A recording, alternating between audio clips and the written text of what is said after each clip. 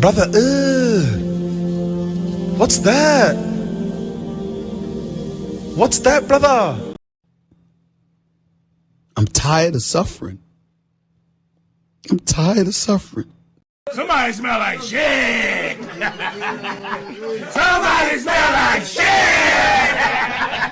Wait! Somebody smell like shit! No! Somebody smell like shit!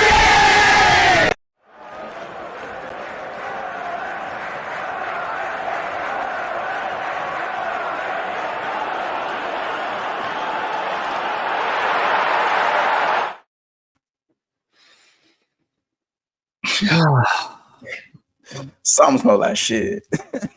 I'll come back from Jamaica for this. Somebody smell like shit. You know what I mean? Somebody smell like shit. When was the last positive stream we did? When was the last positive? Like, when's the last time we did this on a Monday and we've gone, yes, you know what? Let's get like, what? We used to be singing on these ones. We used to sing R&B. Jagged Edge. Jesse Fizzle, you know what I'm saying? Jesse Fizzle. Days are gone.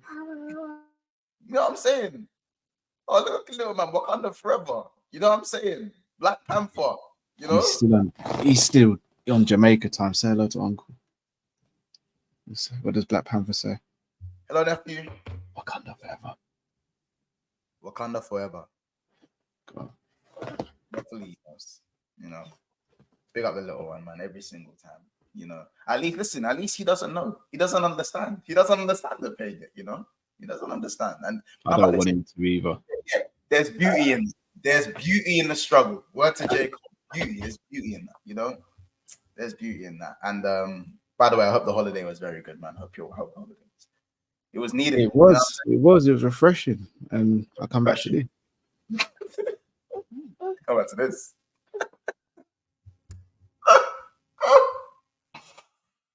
Oh, cow. Guys, welcome back to another episode of Big Six Pants. Liverpool therapy. It's Liverpool therapy. Not very therapeutic because this seems to be, you know, we used to sing R&B. You know what I'm saying? Jagged Edge, Jesse Fizzle, I go on and on, man. Like, that was what it used to be. You know what I'm saying? You know what I'm saying? I stay dressed to impress. This is what it was. You know what I'm saying? But now we are here. Just end the season, man. Just end the season. I want to be running around in Black Panther mask and chilling and not having to worry about Liverpool at the moment. But guess what? It's my job now, so we're just here at the moment. I just for the last game to be over, and I don't want Arsenal to win the league, but they're gonna win the league. You think Arsenal can get it done? Yeah, Tottenham are gonna take points off City. You reckon it's? Excuse me? Tottenham are gonna take points off City. Yeah, look. I couldn't say the line because nephew was there, innit? So I couldn't say that line. Jesse Fizzle, check it out. In the next, they know. All right. They know. I'm gonna do it again. Because I go on and on and on. Anyway, last. Hey, no. It's mad. It's mad. I could make plenty of remixes for today's game, you know.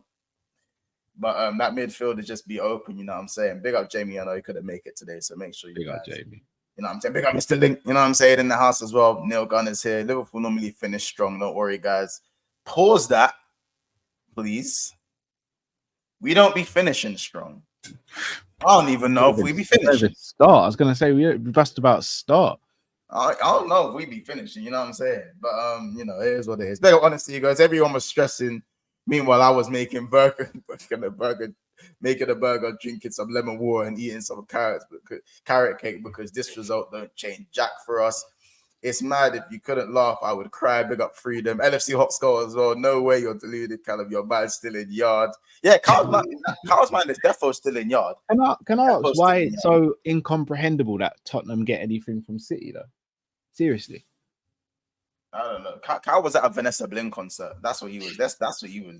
That's what Cal was, bro. I think he's going there like that. Like, that's what Cal was. Pure Ital soup and things. Yeah. That was out there taking the kingdom and that man. Enjoying life. Like. I just think it's going to be a weird twist, and I think City are going to get Tottenham are going to get something from City. Nah, I think Tottenham go 1-0 up, and then City just go. Oh, you thought? I hope I'm wrong, but I think Spurs get something from City. I think it's going to be a weird twist. No, I hear it. But you know, listen, funny enough, Spurs will take that as their own title because they'll turn around and say, without us, Arsenal wouldn't have won the league. I hope I'm wrong. Oh, yeah. I mean, crazy. If Tottenham go and win Arsenal the league, I might have to just get out AC and kids. It's in keeping with how this season's gone for Arsenal. Think about how this season's gone for Arsenal. But it's okay falling into place. You can say these things because you are a Liverpool channel. Yeah, this is not a Liverpool channel. Like, obviously, it's Liverpool. Probably more Liverpool fans on this channel than there are on the other fan base. Oh no, I'm gonna take a serious amount of time away from content probably if Arsenal win. Oh man, I can't do it. It's not something that can be. And the worst thing is, I can actually imagine it wouldn't surprise me if City dropped points just because it's Arsenal. But when it was Liverpool, no, go get 98 points. Yeah, this is what I mean. This is what I mean. Go come back from 3 goals down. Cal, that day away at Villa Park last day, yeah, I haven't been the same since. I haven't been the same since. I ain't been the same that day. I was a good kid. I was a good ass kid. Shall I tell you what really annoys me? The league was right there for us, you know, and we squandered it. Oh yeah, this was the easiest one out of all the title races. This was the easiest one. This was the easiest one. Like, huh? These men still had to play each other. You know what I'm saying? Arsenal lost 2-0 to Villa. Like, bro, take it in. Losing 1-0 to Palace, drawing 2-2 to losing 2-0 to Everton, and then drawing 2-2 to West Ham. And Man United. Oh Man United as well. Oh, the bums. Listen, let's run the intro because right now, bro, let's run the intro. Welcome back to another episode of Big Six Bands. It is Liverpool Therapy. I'm joined by Cal from Coppish. Not sure if we will be seeing Matt. Not sure. You might see, you might not. So hopefully he joins the fray as well. Guys, we have just hit 9,400 subscribers. So thank you so much to everyone in the chat. We do appreciate you. We appreciate you, loads. So it's time to change the ticker from 9.4 to 9.5. Nearly 9%, 95% to the way in those 5 figures. You know what I'm saying? So make sure you are smashing the like button. Let's get to I don't know, 150 likes for this stream. I'm 150 likes. So as soon as you enter the house, make sure you smash the like button. You break the like button. Yeah, you thrust the. Whoa! Just hit the like. Just wow. Just hit this thing down there. Wow, that's out there. If you do it when you come in. Wow. If you do it when you enter, not come in. When you do it when you Yikes. Fucking hell. I know it's late, Mons. Fucking hell, man. I know it's late. From your titties to your thong. I'm gonna do it again. I'm about to. Cause I go on and on and on and on. Ladies, if you feel me, grab your dance. Sorry. Do you know what it is? That tune's it's a big tune though. When you hear it, you can't not two-step. It's gone. These pricks don't care. Oh my days, you lot smash the like button and subscribe to the channel. My head is gone. You know what I'm saying? Nasty girl. That's how teams look at our midfield. That's how teams look at our midfield. You know what I'm saying? Nasty girl. That's how. Yeah, really, it's Bailey making music. It's Bailey making passes through our midfield, bro. That's what I'm gonna say. Yeah. Like we are pretty much getting birthed and pregnated every time we play at the moment. Yeah, like I was even gonna say I need you to hear, but then that's Diddler's verse. I can't really say that. I can't sing Diddler's verse. Yeah. Now. No Diddy. Like people's verse is just getting deleted from life right now. So No Diddy at the moment. you know what I'm saying? It's one of them ones, isn't it? Yeah. It's a stuff. I love the chat though. I love this chat. I'll be real. One of the best on YouTube. Silence, bro. Silent Violence, broski. If you ain't seen the Monts and Cal collab, then you don't, bro. There has been 2-hour-long R&B session. We'll bring it back in the preseason and all that. Oh, well, in the off-season, should I say. We'll bring that back. Preseason remix. Anyhow, we sign a couple players like Elise and all that. Oh, we'll be singing. Oh my, come on, man. Listen, I've already got the remixes in my head for Elise. If I see Kudus, to this one. We need Elise bad. You know what I'm saying? If I'm bro, I see Kudus. We need a new spine once. Bro, that's fine. We need a centre back, DM, and a striker. Yeah. And then we still need a right winger and a right back. I'll take Bailey though. Because I'll be like, you are my Bailey. You are my destiny. And it's all for me. Oh, yeah. Hold on. You taking Bailey over Elise? Facts. Yeah, of course I am. Of course I am. I'm taking Bailey over Elise. I'm taking Kudus over Elise. I like Elise, but for me, Bailey is really underrated. There's a bit of Jamaican bias there, I mean. No, of course. You still keeping trying it right. I have a Jamaican. Any gunman that sings Arsenal Hearts at Villa Park is you're there at my book, innit? You know what I'm saying? You still keeping trying it right back. Listen, in the new system, I'm happy to see him play midfield. See how that works. Do you know what I'm saying? Listen, is he an automatic start for you? No, of course he is. 100%. 100%. Bro, our midfield is not that good. Even with his attitude. What attitude? Oh, you're one of them, man. Wait, you saw what? Oh, was there attitude today? I wasn't even home on Trent today. Was that attitude today? Oh, you're one of them, man. Oh, was there attitude today? How was that attitude today? Yeah, Bobby. He just it's just there's a lot of attitude, bro. What attitude was there today? Go on. Not a positive. Sorry, guys. What attitude was there today? Not a positive one. How? Let me know. Just strolling about, not really looking like he gives a damn. Like, really? Hey ho, it's cool. He's Trent. He can do what he wants, isn't it? I don't know. Was Trent crap today? I really think the whole back line was bad individually. Like, I generally think that. Like, I think Gomez was having a good game with his recoveries. Trent was the worst of all the defenders today. Okay, today, I mean, I don't think we were horrible defensively today. I just think that as a defensive unit, we're just not good. I'm sorry, like I don't think Van Dijk was bad today. I think Kwanzaa was very good today. I think Kwanzaa for me, Rich Homie Kwanzaa. You know what I'm saying? We call him Schoolboy Q. You just need a completely new system. Shout out to Honesty. Have you seen that statistic about Mac as well? Hence why I've been screaming for the beginning of the season, not playing in the 6. Oh yeah, but Cal, you know that brain fart that Mac. In fact, you know what? Let's get into the game. You know what I'm saying? We'll put the R&B on pause for a minute. You know what I'm saying? We'll put the R&B on pause for a second. Let's actually talk about aspects of the game today. Where do you want to start? Because I want to start with the substitution, and then we can actually get to the starters. So, all right. Admittedly, when I saw the substitutions there, I didn't say anything. But in my mind, I'm like, this doesn't really make sense to me. And 2 players didn't really make sense to me, and that was Szoboszlai and Jones.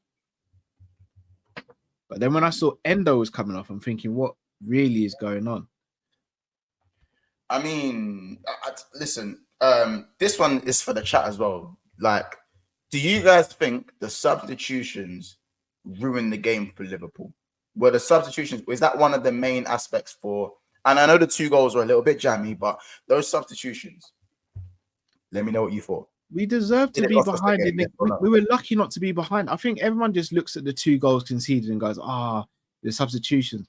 You do know, like, they should have been ahead of us before we got the second and third, if I'm not, or at least the I third. don't want to say ahead of us, but they were creating chances. They were definitely creating chances. But their XG was 3.53. Ours was 1.85. We got a jammy first goal, and we got a Kwanzaa goal, which was a world-class header. Like, we had a jammy first goal that should, like, 9.9 out of 10 times Martinez holds that. Like, they had the other chance, they had the other chance where Diego Carlos misses pretty much on the line. Like, I think everyone forgets that we weren't dominating the game. They had chances before the substitutions, but the substitutions, again, it just didn't make sense to me. You're winning the game, you want to win the game, but you bring on 4 attack-minded players. It doesn't make sense to me. Hey, DRB's miss as well when he's gone through on goal as well. Matt, get your ass in here. This isn't a long one today. Get your ass in here, because I heard some stuff. You don't need to talk about it. I don't get it, man. 4 attack-minded players when you're trying to close out. Attack-minded players. Man made 4. He made 4 subs at once. Oh, I don't have a problem with the quantity of subs you make at once. Yes, I do. It's the thinking. No, Kaz. I mean, Cal, I do. Do you know why, bro? 4 subs at once completely disrupts the flow of the team. These men are not good enough up here, or we don't control the game well enough to just change 4, just take off 4 and slap on 4. Just wholesale change. You do that when you're losing 3-1, Cal. When you're and even then, if you're losing 3-1, maybe you stagger the changes. Yeah. For me, you stagger changes. 4 substitutions screams emergency to me. It screams emergency, you know? No, it does. Look, here's the thing. I don't want to keep on speaking about Klopp, but it's hard. And I know people won't believe when I say this. I love Klopp. I love that guy, man. Like, he's done so much for the club. He's given me my happiest moments as a Liverpool fan. I will always love and respect Klopp. But just like I love and respect my kids, my wife, my friends, my family. Yeah, be careful what you're about to say, bro. No, if they're what you about to say, bro.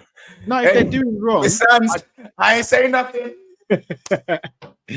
Like, I'm gonna be real. Like, this notion that if you criticize Klopp, you just want him out or you hate him. Nah, I'm saying these things because I know he can do better.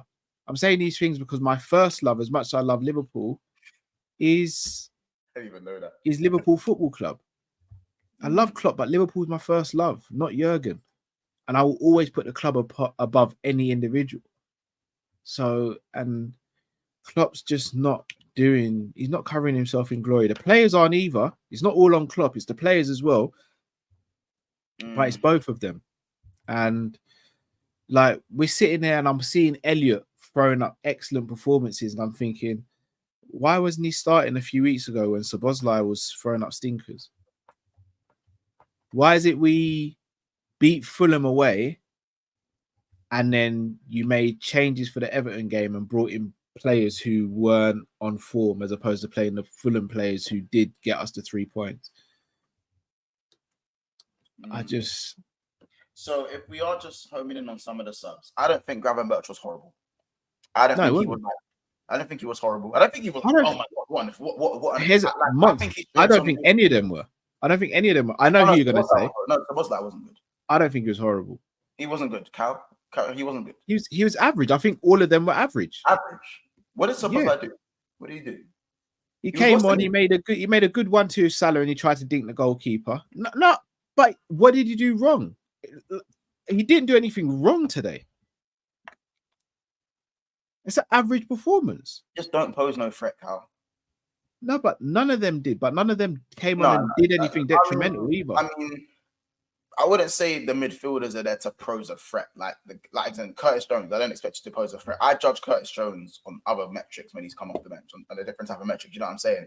Same with who was that one that came on? Grab. It was Nunez, Szoboszlai, Grab, and yeah, same with Grab. I don't expect like attacking threat to be kind of like the, you know what I'm saying, the be all and end all of your cameo. But I looked at Szoboszlai and I was like, okay, what, you're like the attacking midfielder. Nunez, cool. Nunez is Nunez, isn't it? You know what I'm saying? But Szoboszlai for me, I don't flinch, and I don't feel like anything's ever gonna happen. You're lying to me, Cal, if you thought something was going to happen when he was on the ball. Of course I didn't, Mods. Give me a bit of credit, bruv. You rate me a little bit, bruv.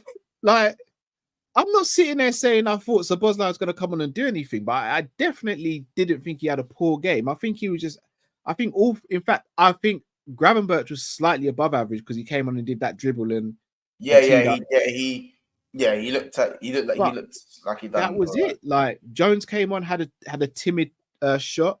Szoboszlai came on, tried to dink the goalkeeper, wasn't successful in doing it. And who was the other sub?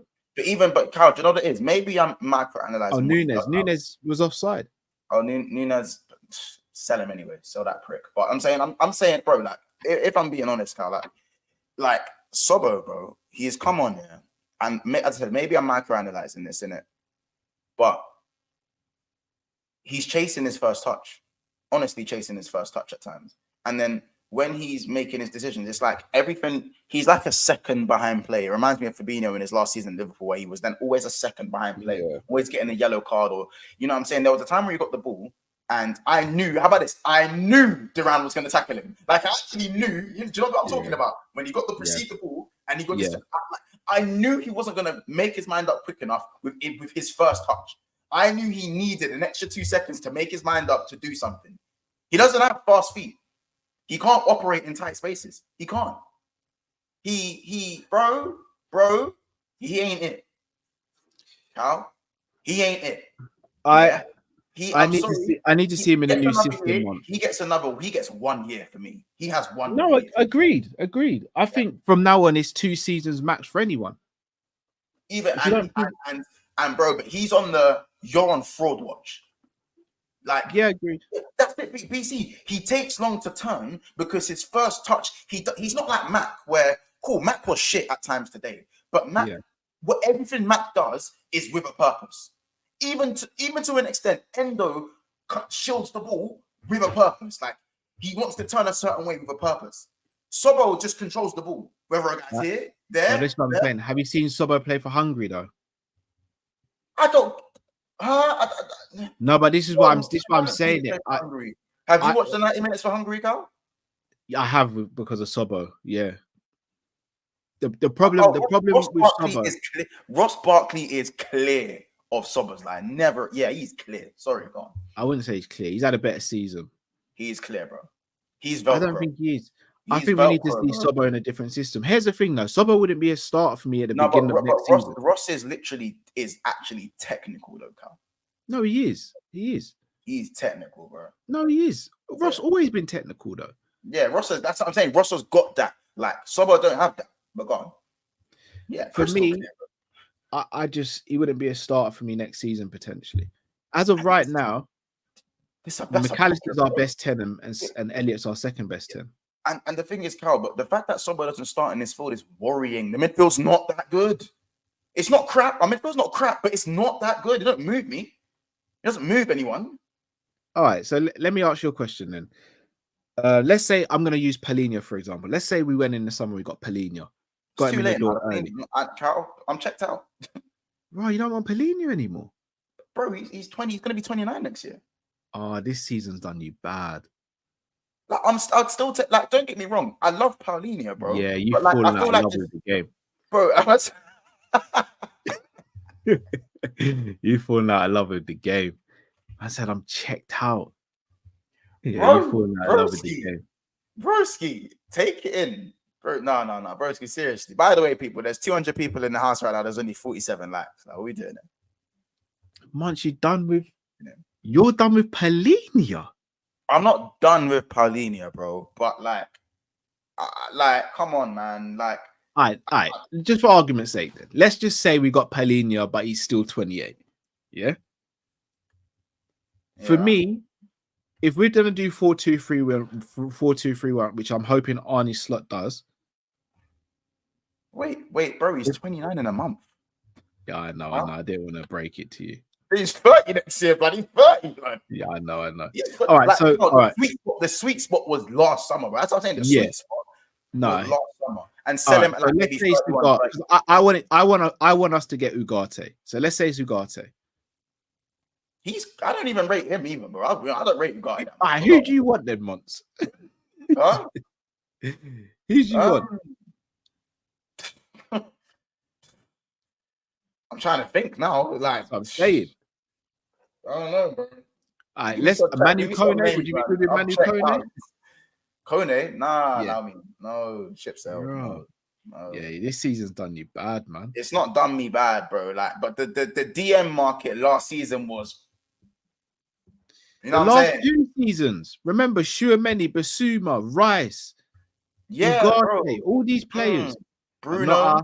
Not us. You know what I'm saying? Not us. We still wanted to play Fabinho. Him from Feyenoord. He doesn't move me. He's all right though. He's very good progressive. Right. The Sporting DM. I wouldn't say is a DM though, honestly though. He's more of an 8 for me, and he's techie as hell, bro. His technique. Fofana's a shout as well. Yusuf Fofana's a shout. Fofana is a shout. He's not a bad shout, to be fair. I do like him because he's kind of like the Rodri build in terms of he's more of a Rodri style DM. I prefer help. I think he needs help mobile wise. I prefer the DM from Sporting, if I'm going to be honest. The DM Sporting. You don't think that Wi-Fi moves? Have you not watched? Have you seen? He doesn't move. No, I think he's good. A little piece. He's decent, you know. No, I think he's good. He just doesn't move me. I don't watch him and go, I want him at Liverpool. Would you take Douglas Luiz? Not as a lone DM, no. Would you take Kamara? I was just gonna say I think Kamara is the reason why Douglas Luiz has stepped up a level. Allowed him a lot more freedom to go and express himself more. Kamara does a lot of that dirty work in the midfield for Villa. Kamara, he's excellent. What about the one who's at Sociedad, Zubamendi? But apparently he's not going to leave. Zubamendi's like creme de la creme for me, innit? So all right, so let's say it's Zubamendi, right? And let's say it's first game of the season, everyone's fit. We've signed Zubamendi. Who starts next to him in the pivot, and who starts as your 10? McAllister will play with him now. I'm going to ask a question. Does McAllister not play in the 10? Could you not play Mac in the 10? You could do. I feel like it's a little bit of FIFA in there. I know he can do the 10 role really well. I probably prefer him as an 8 because I actually think he does get stuck in for someone his size. I'm not saying I don't want him to get stuck in, but he gets stuck in. And in progressive. I feel like, do we have anyone who can progress the ball to McAllister quick enough for McAllister to be McAllister? All right, so that's where the second pivot player comes in. Right. Would that be Trent then? It can be. But I think Trent and Zubamendi, I don't think Zubamendi is enough of a destroyer to complement Trent. I think it's a little bit of an imbalance there. I'd rather one or the other, I think, at this point. So do you if it's trying to be Trent next to the pivot player, then does it have to be someone like a Ugarte, like a Mascherano type player? Yes. Yeah. I would say that. Who's the Benfica DM? What's my man's name? It's one at DM. I'm forgetting his name. Is it João Gomez? Yeah. Why not for him? One sec. Why not for him? Because I'll be real. He don't look too bad, innit? Not João Gomez, bro. People, who's the Benfica DM, bro? What's his name? It's escaping me. It's actually escaping me. I liked his performance the other day. Is it João Neves? João Neves? Am I bugging? Is it João Neves, people? Or was it Florentino Luis? I think we were linked to both of them, to be fair. The Florentino Luis. Yeah, it's Florentino Luis. I've seen him. Florentino Luis was linked to us in the summer, to be fair. And obviously, you've got Neves as well. Neves is the more techie one, though. Luis is the more... They're both quite techie, to be fair. Big up, yo, what's good for the super chat? You guys, Paulinia or Ogate in build up in a 4-2-3-1. Ill. The DM needs to be technically proficient. Wifer fits the bill. Neither Ugarte or Paulinia fits that, to be honest. Paulinia says, I just think we're a year too late with Paulinia now. Like, I think the sweet spot was last year. Big up for the super chat, though. Send Matt the link. Brother, Matt, yo, Matt's playing FIFA right now. Matt is playing FIFA. He's got this. He's playing FIFA right now. But big up Matt, though, every time. That's family there. Yeah, listen, you lot, give me some more DM shots, because I feel like the market is slowly watering down when it comes to DM. Alan Varela from Porto. We love a Portuguese league DM, innit? We love a Portuguese. Don't do that, boss. Crazy, bro. Just rest, bro. Just rest. You're taking the bit, bro. I just named another DM in it. You just asked me to name a DM, and I said just rest, bro. But you're right, but the market ain't great. It's just at this point, anyways. Like you know what I'm saying? Matt said Bond FIFA. Yeah. Matt definitely got smoked that 3-0, and he said, yeah, you know what? Let me jump on stream. Matt Berry, why I send you the link. Cal, give me some more. Give me another DM. Give me another one. I spoke about Florentino Luis while you was gone. I was just gonna say him. And Guisa, yeah, not bad. I sent Matt the link, man. Jesus, you not man, all right, cuz. But he's got the link.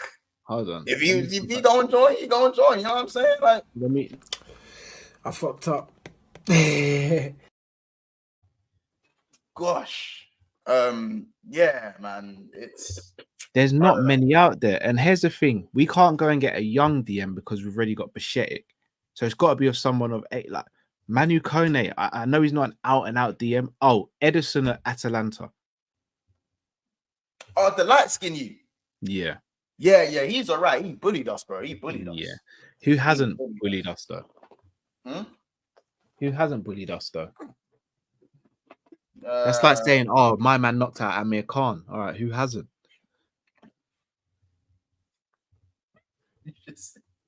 Listen. No, I'm not even taking the mic, but who hasn't? Brother, you're taking the piss. You're taking the fucking piss. You are, mate. I'm not wrong, though. Brad said, who hasn't? Who hasn't? on the Anthony Anderson thing. That says she did it. She's the one you. So who would be your first choice then, bro?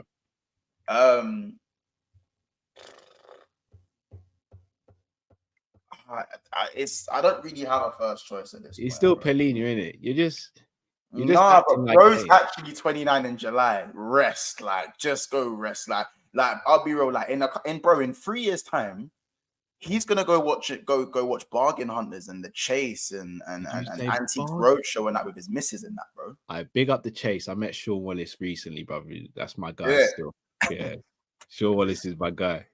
Big up, man. No, but like, bro, like, let's be honest. Like, when you're getting to 32, 33, bro, you need to start watching like Antiques Roadshow and that, bro. All right, chill, mods, bro, because that's because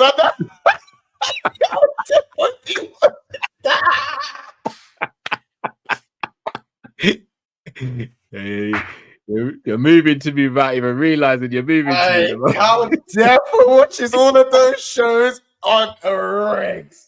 Stop it. No, no. Before this goes down the wrong path, when I'm in my office, it's on in the background, isn't it? For one of my clients, it's on in the background. But I wouldn't go out my way to watch these programs. Yeah, you definitely. I know a bit about them, though, innit? You definitely have them on record, man. You definitely have them on record. What's the one with all the coins drop through the thing? What's that one called? I don't know. I know about Pointless. I know it's on YouTube. Pointless slap. Pointless slap. Pointless on points. Pointless slap. What's the one where it pushes? Yeah. No. Course Cal watches Lucimin. No, I can't. You know, that's one I can't do, bro. I can't do that one. Matt, don't do that. Mate, Matt, don't do that. The link is on your WhatsApp. I've WhatsApped you the link. Don't do that. Don't do that. I WhatsApped you the link 4 minutes ago. Don't do that. In brackets, man. Like, man. In brackets.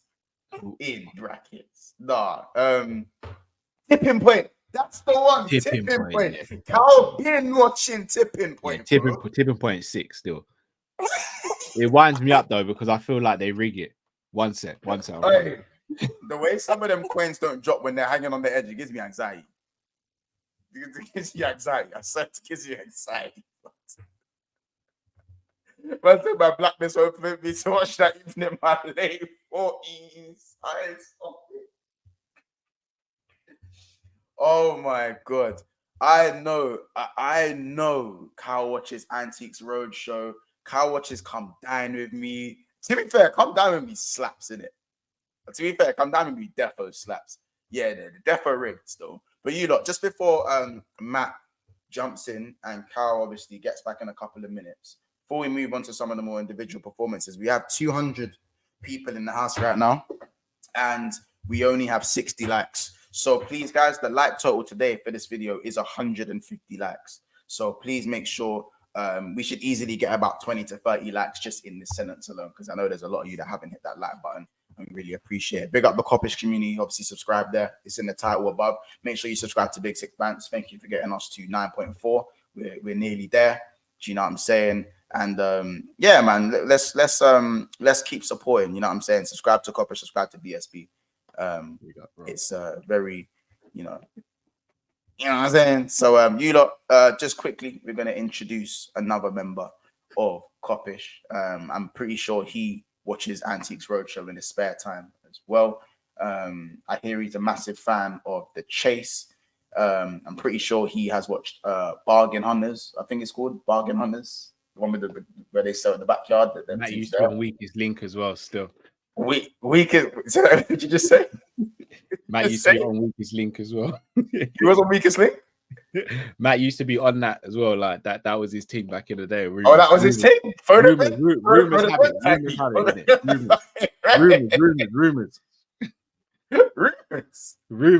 have it that. Hey, these man. What's good? With him. What? What? Listen, I saw Holmes under the hammer. No, stop it. I saw you, man, chatting. All right, so firstly, let me get one thing. All right, so Cal, you said you're not on board. I said not on board, but you see Matt Weaver from Final. You don't rate him because he's got the same first name as you. Be real. No, bro. No. All jokes aside, his style of play would actually suit us though. He's progressive. He can destroy, and he's very, very good at passing, and he's press resistant, bro. No, he's good, Matt. I want to make that clear. He's good. He just doesn't move me. Here's the thing, though. You got to give someone a chance. And I think, if I'm being honest, say if we would have got Matt Weaver from last year, he would have done better than what Endo's doing right now.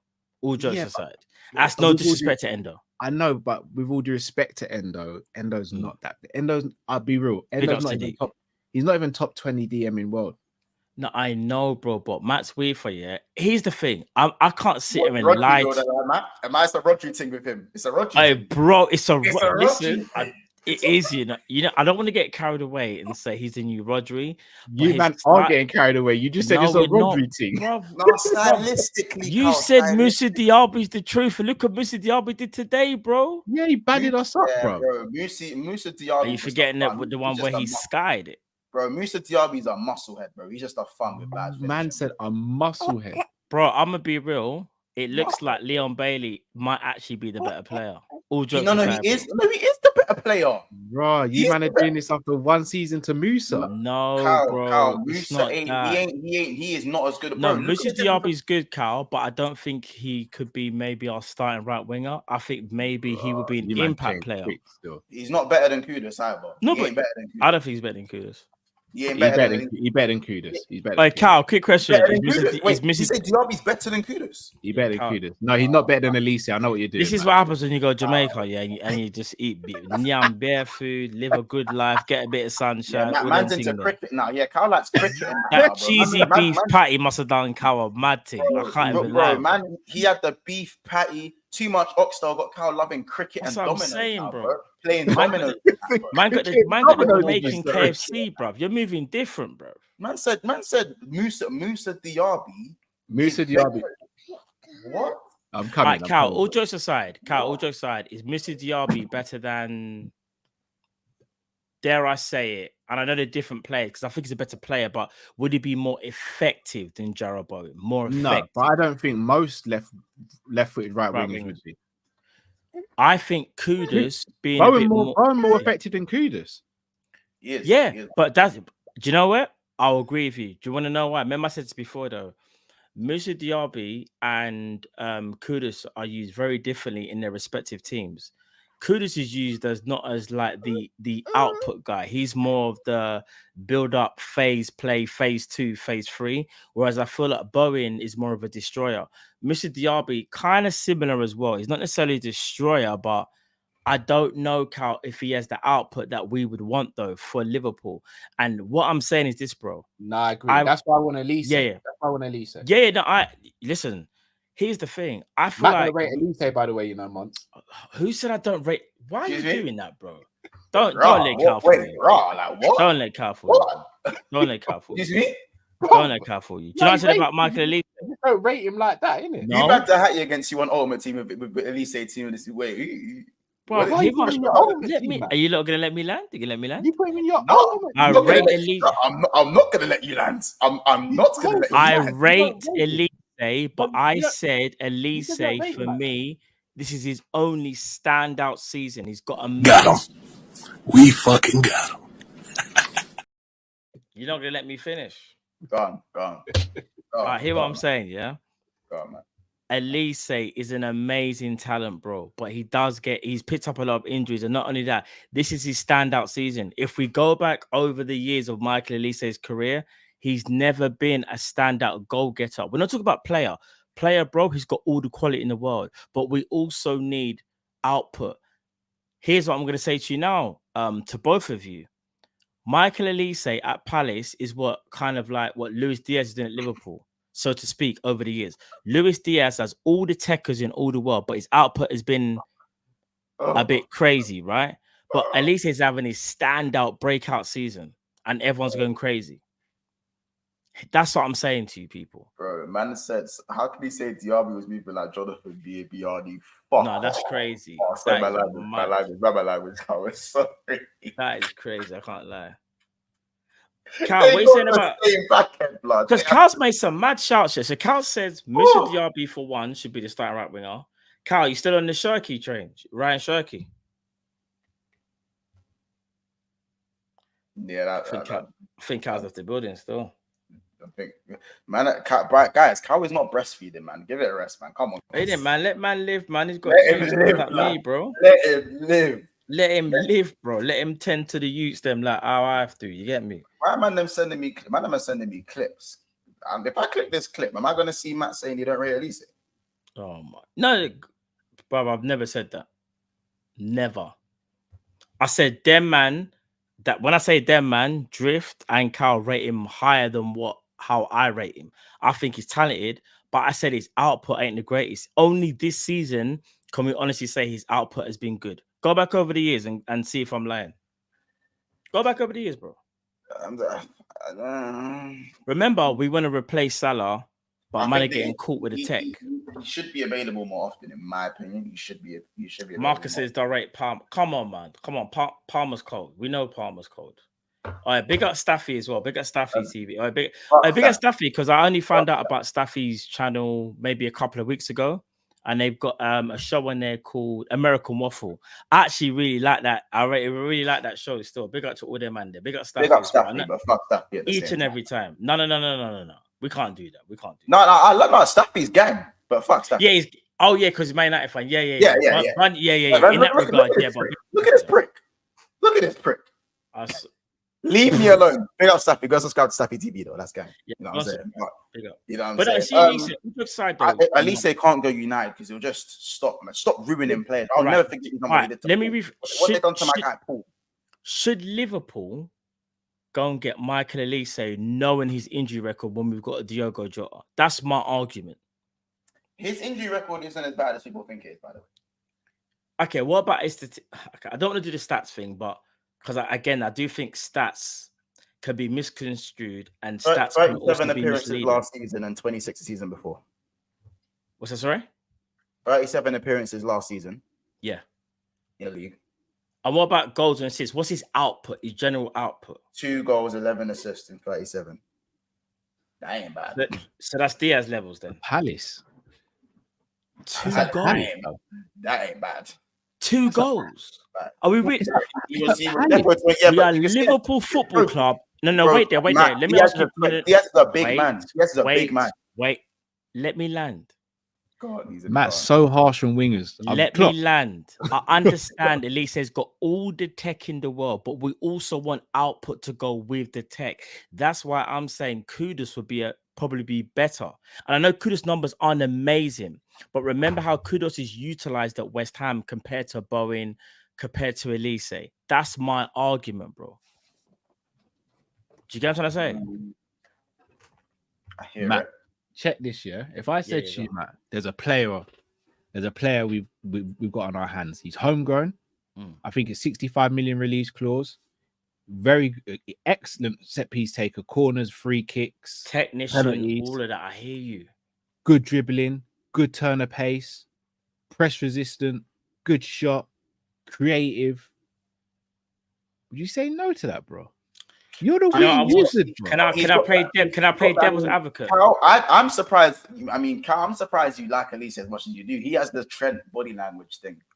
His body language. No. Can I play devil's advocate? Can I play devil's advocate? Wait, are you telling me his body language ain't like Trent's? Does Michael Elise play against low block? Does Michael Elise play for Crystal Palace? Yes, he does, and he's doing his thing. Trust me, he's talented, bro. All I'm saying is when you play for Liverpool, Arsenal, Man City, you're going to go up against low block, and your playing style would have to be a bit different because now you have to really work for those openings, right? I'm so glad you said that. Hence why I'm not on the Kudus train, because Kudus is more of a pace and power guy. I'm not saying he's a pace and power merchant, but he's more of a pace and power guy. If you've not got that space in behind, which 9 times out of 10 we don't have against teams, is he going to be able to play intricate football to open up those spaces? I don't think he can. Well, here's the thing. We've seen Elise at least play Europe. We've seen him play at the European level, and we knew Kudus, was already good for Ajax, right? We've seen him at Ajax and what he can do. He's gone to a West Ham team where, again, the way they utilize him, bro, is not like how, and plus they play him on the left, bro, or the 10. When Paqueta was injured, they played him in a 10. He started cooking. When they played him on the left, he's not cooking as much because they got Bowen there, and Bowen is the guy alongside Antonio who are the 2 killers up front.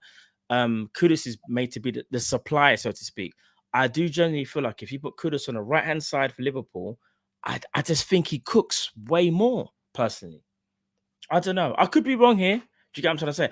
I'm not trying to say Elise ain't got the talent, because he's got it, but is he durable enough? And not only that, can he play at the highest level in a low block? Maybe he can. I'm just not sure. I'm only going by what I've seen.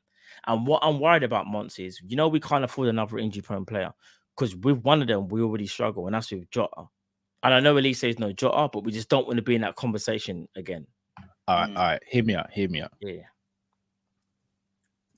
Monts, can you let me take this section for really, really quickly? If you bring up stats, Cal, please. Nah, just hear me out, Matt, bro. You can't tell me I'm in trouble before I've even told you what I've done, bro. All right, go on. Someone said, rate Eze. Wait, up. Cal, did I not speak about Eze from 2 seasons ago? Yeah. Thank you. That's what I'm going to say. Do your thing. All right, so since the 2021 season, injury record. So 2021 season, days missed through injuries, 112. Or in fact, I'll do games missed. 25 games.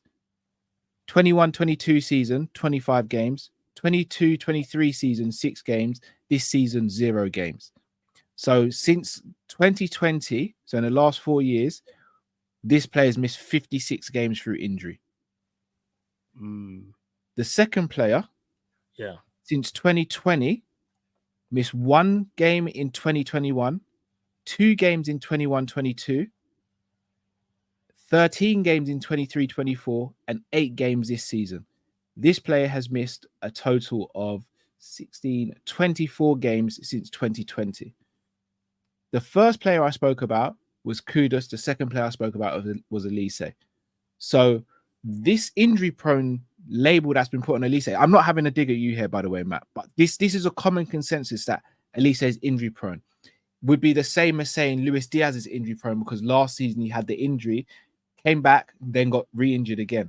That's the same thing that's happened to Elise. The only difference is Elise was getting rushed back by Roy Hodgson. That's a common, well-known fact. That's true. Elise's record. It's only this season he's been injury prone, and he had one injury 2 seasons ago. So in the last 4 calendar years, Kudus has had double the amount of games out effectively than Elise, but no one's speaking about Kudus' injury record. But everyone's saying Elise is injury prone. And Elise is younger than Kudus, and he's been playing in the English game longer than Kudus as well. Again, I don't understand why there's this. Yeah, but then it depends what metric you want to go on. If you just go, okay, the last 18 months, you'd have more injuries, and you're going to say Elise, right?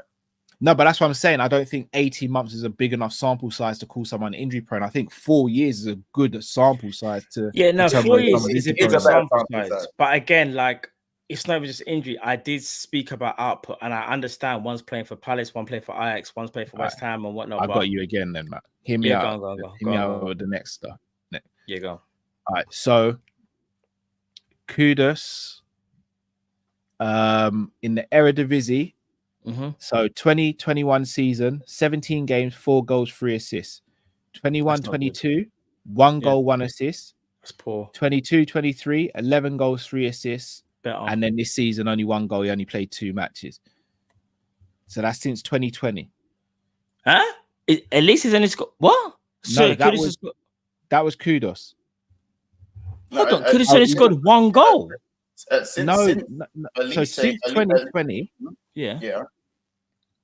In the 2021 season, he's got 7 GA, so 4 goals, 3 assists. Okay. Then the following season, he got 2 GA, 1 goal, 1 assist. Then the following season, so last season, 14 GA, 11 goals, 3 assists. This season so far, he's got 8 goals and 5 assists in league football. Oh, okay. 8 goals. For West Ham, he's got 7 goals and 6 assists in West Ham for West Ham this season. No, but he got 1 for Ajax before he moved over as well. Oh, okay. So 21-22 season, Elise got 2 goals, 5 assists. Last season, 2 goals, 11 assists. So far this season, when I did this, he was on 9 goals, 4 assists, but I think he scored a couple and assisted a couple since then as well. So his numbers are better than Kudus' this season as well. And he's playing in a far less superior team. And he's also been injured for more of the season than Kudus has as well. Here's the thing about Michael Elise. Yeah. Mbeumo is a good one as well, by the way. I think Mbeumo is good, but I don't know. Here's the thing. Mbeumo, for me, is more of a secondary striker. Yeah, he don't know how we would. We also have to look at what Liverpool need as compared to what I'm saying. All right, so I think Kudus is the closest thing to what Liverpool need. I like Elise. Based on what, Mons? Sorry to cut you. Based on what though? Because is this what Klopp's Liverpool needs or what Slot's Liverpool need? I mean, I think Slot's wingers are more technical. So I understand Elise working in a Slot kind of, Slot likes wingers that are like Harvey Elliott. He likes that style of winger. He likes Luis Diaz, that type of winger. He likes the wingers to go one-on-one. One-on-ones, I think Kudus definitely fits a Slot type of 4-2-3-1 mode. But I think at the same time, I think both wingers could work. I think Elise could work as well. The way, because again, Elise is more, I think it's simple as this. Elise is more your Mahrez archetype, and Kudus is more your Sadio Mane archetype. Yes. Which one works for Liverpool? And even though I understand stats are stats, one thing I will say, and I want to stress it one more time, the way West Ham use Kudus is more for build-up than, it sounds weird, than being your devastator.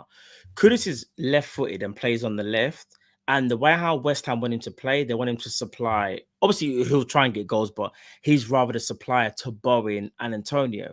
Whereas Michael Elise, in my opinion, obviously we know Mateta's gone on some mad run, But even before Mateta went on his run, it was Elise and Eze, that 1-2 punch dynamic. And I think the way how they're both utilized is very different. How Slot would use the winger, though, in my opinion, will be very interesting because I do think either or could work. But for some strange reason, I just prefer Kudus. I don't know whether it's because I think he might be slightly more versatile. I don't know. In my mind, maybe I do think it's a bit more durable. The pace and power of what, you know, a Liverpool team should be, or maybe under this regime, even though it's about to end. But yes, I understand. At least say technically gifted, all of that, and he can get goals. And again, Kudus has played in Europe. At least he's never played in Europe. And sometimes when we do that whole argument of, and I'm doing a bit of a stretch here, but you know when people say like, oh, because I rate Saliba, I know I'm changing the thing about Saliba's a great defender, but one thing I will notice about Saliba is Saliba hasn't replicated his Premier League form into Europe, and it showed this season for me. And I just worry. You still think he's better than Konate? Oh, are we doing this again? Sorry. You still think Konate is better than him? Are we going to do this? Do you know what it is, bro? I'll be real with you. Matt, I got your back on this. 10 toes down. Say it, Matt. I got your back. I'm gonna be real with you. I'm just saying, like, do you still think Konate is better than? Konate? Let me land. You don't let me land. All right, go on. Hold on. By that metric, Konate. By that metric, by the way, by that metric, just saying, Kwanzaa's better than Saliba by that metric. How? Because Kwanzaa's better than Konate. Kwanzaa's not better than Konate. Is that what you think? What is? You know what? I can't take man serious because in I one. I was the one that went to Jamaica, bro. You've been on the coconut rum, bro. This brother wants to put Trent Alexander-Arnold at right back, which makes no sense to me. Mont's been on that chicken foot suit, 100%. 100%, bro. And the chicken foot gun steal. You see Trent, yeah? Trent is now a midfielder. Why are we talking about Trent? I asked you about Saliba and Konate. Okay, can I say this? When someone's in bad form, they can look worse than the player that has been on form. Konate's been injured this season quite a few times. What I find kind of funny is we do this whole thing of when someone's out of form, that someone will ask you, is he better than the other person? If I'm being honest, bro, when they're both at their highest, like performance or whatever, pause, yeah, I do think Konate is better. I have seen Konate pocket Vinny Jr. on 2 occasions, bro.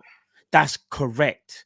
I saw Saliba give away pens, man. So going by that metric, Saliba couldn't even deal with a Harry Kane or an old school Bayern Munich with Thomas Muller there, right? But we know Saliba's a good defender. What I'm saying is, though, Saliba hasn't been able to replicate his form in Europe. What's that? Saliba's had a better season. No, I'm talking about Kwanzaa and Konate. He's had a better season than those two. I'll probably say Kwanzaa has a better season. He's not a better player. He's had a better season. Yeah, but when I say better, I mean right now. The overall defending package. Overall defending package, I'd say Konate is better because he's played at a higher level. Konate's bro. Can I be honest with you? He hasn't had a better season than Konate. No, I think he has, Cal. Because he hasn't. I think he might have. But here's the joke, though. This is what Monts like to do this year. Monts, you see today, Monts is a nasty guy, you know. Watch this though. I'm gonna catch him. Big up Jamie. I did the video with him and George, bro. Monts called me a few times, bro. Listen. I want Monts to answer this quick question. Monts. Then we're gonna move on, yeah. Because you got another guest there. You need to announce him. I'm just saying, yeah. But Monts, hear me out now, yeah. Who got burned on the byline today, Monts? By Watkins. Did you just say Trent? You say Trent. That's why they didn't watch the game. No, Monts is nasty. Who got burnt, fam? Wow. Man's just doing that whole, if he's mixed race, then it's gotta be Trent. Nah, that's crazy. How about this? It weren't Rich Homie Q in it. It weren't Rich Homie Kwan. That's crazy. Wow. It weren't my guy Rich Homie Q. I blinked and I rubbed my eyes and I saw Trent. Kwanzaa, as we know, is not as athletically gifted. No, I'm joking. I know. Listen, I know it was Kwanzaa did get dusted. I hear it. He did get dusted. Who made the mistake against Man United? No, Kwanzaa made the mistake against Man United. Has Konate made a mistake that's led to a goal this season? No. I wouldn't say direct goal. Matt, I'll give you the answer to that one. Konate hasn't made direct mistakes that leads to a goal, like I don't know, like the one against Arsenal and stuff like that. Yeah, but what I would say is that Konate has been at fault for way too many bozo moments and has came out of position, can't hold his line. When he has to use his brain, there might be an extra chromosome there. I'm not too sure in it, but man need to understand with Konate's thing. Like when Konate has to be on top form, and when he's not on top form, it is a car crash. It is a car crash with Konate, bro. He can't hold the line at too many times. He doesn't hold the line. He's not good enough for the ball at his feet. His driving runs has got better. I hate that narrative. Like Konate really has that bozo gene, and we don't want to admit it as a fan base. Konate is a brilliant defender. Attackers do not, especially the more tricky attackers, don't want to come up against him. But he is his own enemy more than wingers are his own enemy, bro. Can I be honest? Yeah, I can almost guarantee you this. Ask Van Dijk how about this? We should ask Van Dijk who'd prefer to play with. I guarantee you, he says Ibu. He can rely more on Ibu. I think it's and Jamie's gonna love this because after this I'm gonna let Jamie speak because Jamie's gonna love this part. I'm gonna be real with you, Matt. Careful because Jay's not on your side. No. I guarantee you. I can almost guarantee you, Jamie will be in it. Watch this now. Watch this. Correct me if I'm wrong. The right hand side has always been a deficiency for Liverpool. On that right-hand side, you need to be able to be an amazing one-on-one defender and be able to man-mark that attacker who is up against you. When it comes down to that right-hand side in crunch moments, we've seen it under Klopp's tenure. I know it's a bit harsh because Kwanzaa hasn't been there. It's only this season, right? Konate is more than held his own pause on this occasion, bro. On that right-hand side, I will stress it one more time. I have not seen a defender pocket Vinny Jr. like how I've seen Ibu twice. Kwanzaa, when he comes up against any... Let me land. When Kwanzaa comes up against anyone athletic, he struggles. We've seen it. And you like to say Bozo. I don't like the way you say Bozo, Gene. It's kind of funny you say that because out of the two players, the only player that's made a mistake that's led to a goal is Kwanzaa, not Ibu. So if we're going to say Bozo Gene, we've got to define what that really is.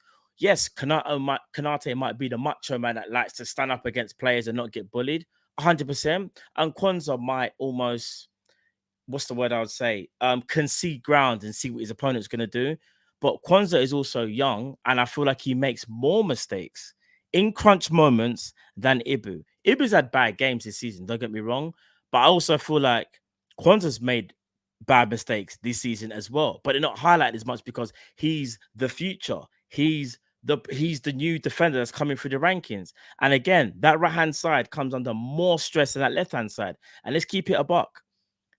Konate is a superior defender to Kwanzaa. If we're going to really sit here and say Kwanzaa is better than Ibu, then I don't really know what to say anymore, bro. I'm not going to lie, fam. I'll be honest. Like, you see the Madrid thing. You fucking still going on about that? Let it go, cuz. What's yours, bro? Let it go, broski. I don't know what side, but I'm sure Jay will agree on that right-hand side. Let it go, bro. That's cool. It's cool. Amrabat had a great game against Mbappe. No, let's not do that. No, because that's one game. That's one game. Let's not do that. Now that's DJ. Hold on. Now that's DJ MV in the midfield, bro. Hold on. Big up, yo. What's good for the season? Did you just say DJ MV? Wow. We say Malassia's Charlemagne. Is that what you're saying?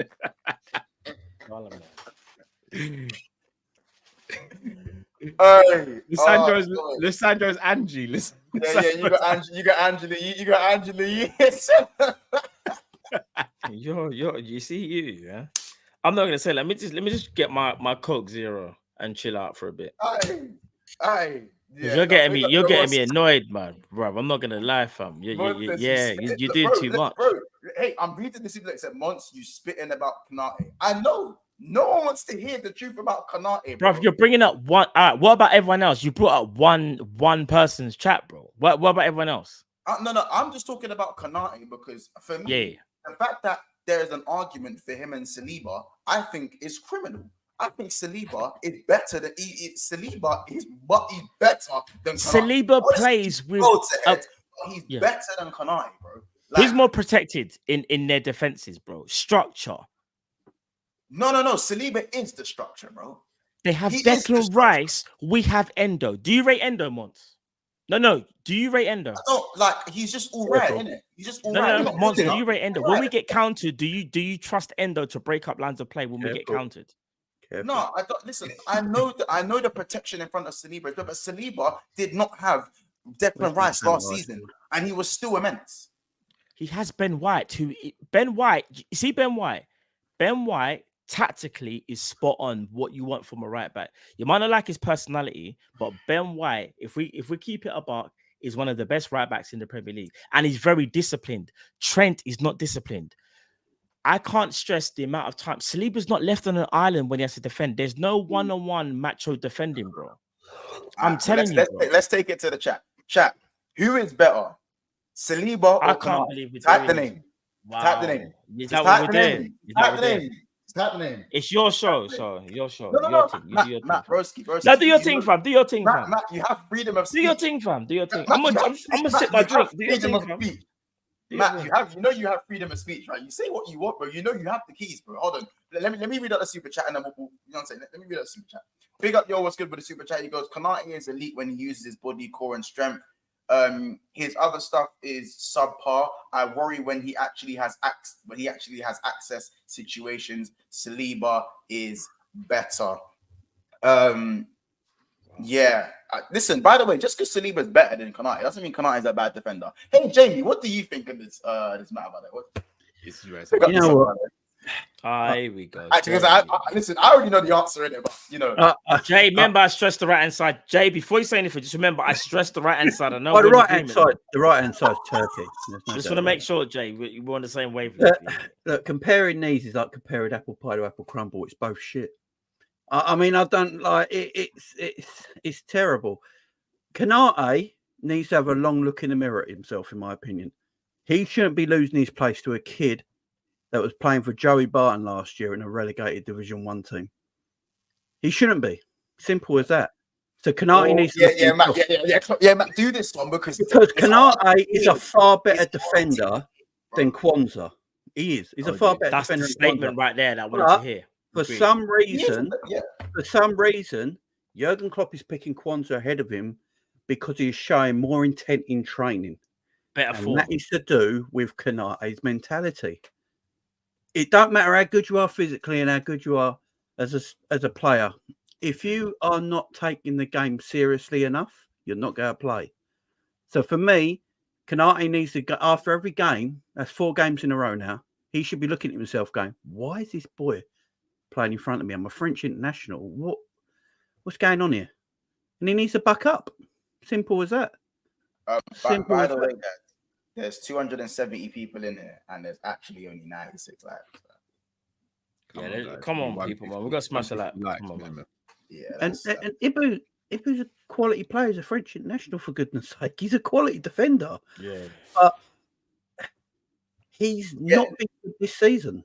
Maddie, I meant right now. Right now, Kwanzaa's a better player because Kwanzaa's getting picked. No, I disagree. What it is, I agree with you, sorry, Jay. Is in better form. Yeah, now. Okay, why is it better?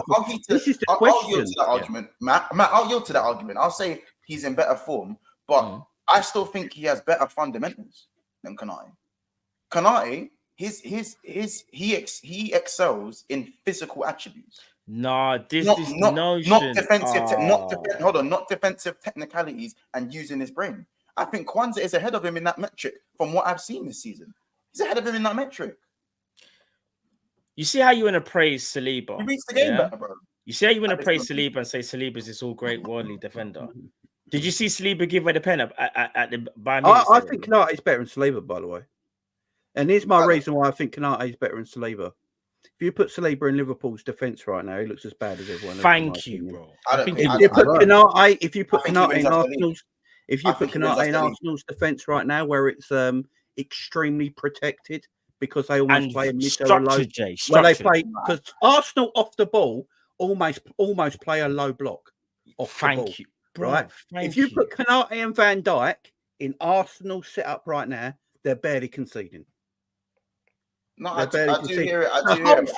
Guys, the reason we're talking about this conversation is because of the German prick who's our manager. Right, No, that's the reason we're having this conversation. Oh. Right, let's be fair here. Right, Yeah. I'm not doing this. I'm not doing this kiss ass shit no more. Right, he's leaving. Fuck him. Right, let's have real conversations here. Yeah. Oh, Jamie. If any other manager Jamie's was on defending like this for the last 2 years with a structure, we'd want him out. All what I've seen on Twitter today and other content creators talk about is when Slot comes in, he's got to sort this defence. That's his first job. So why is the manager that you all love not sorting this job out? That's the question I want to ask everyone. That's the question. Why is everyone going, well, when Slot comes in, he's got to sort this defence out, man? So why ain't this manager that you're putting a plinth so high no one can reach but God, right? But why ain't he sorting the defence out for the last 2 years? Why is he making Konate look average at the moment when he's not an average defender? Why is Kwanzaa playing? Why is Virgil van Dijk not looking the player he should be because he's playing with a different partner every week? Why do you rotate the back four so much when you don't need to? Why does Trent now look a liability where I actually want him sold? All this is happening because of the manager's structure in our team. But no one apart from me, by the sounds of it, has got the guts, and Cal has got the guts to say anything about it. Not like you. You went Trent. No, I'll go for it, man. I'll go for it. I don't give a shit. The man's leaving. Fuck him. He's leaving us, by the way. Everyone keeps slagging Salah off, right? He ain't leaving us. He's committed. Yeah? This fucker wants to leave. Let him. I'm tired. Go and have a kip in. Fuck me. Try and have 3 kids going on a plane to Jamaica. See how fucking tired you are then. Yeah? Yeah? Fucking hell. Have a nap. Nah, fuck this shit. Man said, have a nap, you know. I think some home truths need to come out. Have we had a great time under Jurgen Klopp? Yeah. When was the last great time we had under Jurgen Klopp? 4 years ago. Let's just talk facts here, yeah? Can we stop all this babying around him all the time? The protection, blaming everyone else. All I keep hearing today is the defence ain't good enough. It hasn't been good enough for 2 years. That's Slot's first thing he's got to do when he comes here. But they're all praising Klopp for some reason. Why ain't he doing that? He's the manager. Then everyone's blaming Pep Linders, the assistant coach. You know, like Jurgen Klopp can tell Pep Linders to fuck off at any time, yeah? Everyone knows that, right? He's the manager. Yeah, the medical department, everyone blames. Klopp could have got rid of them and restructured the medical department whenever he wanted. He's the manager. Right? He's done great things for this football club. But the last 3 years have been a joke. Structurally at this football club. Structurally. And it's time he went. It's time he left. Thank you very much for your service. Appreciate it. Much love. And your final game against Wolves, we're all going to be emotional because you have been great for us. But I'm telling you right now, by 5 p.m, I've forgotten. Moving forward. Right. I don't live in the past. Liverpool fans are too emotional. We live in the past. We live in history constantly. No one wants to win. Jurgen Klopp has made us bridesmaids and you're all happy to be there. Simple.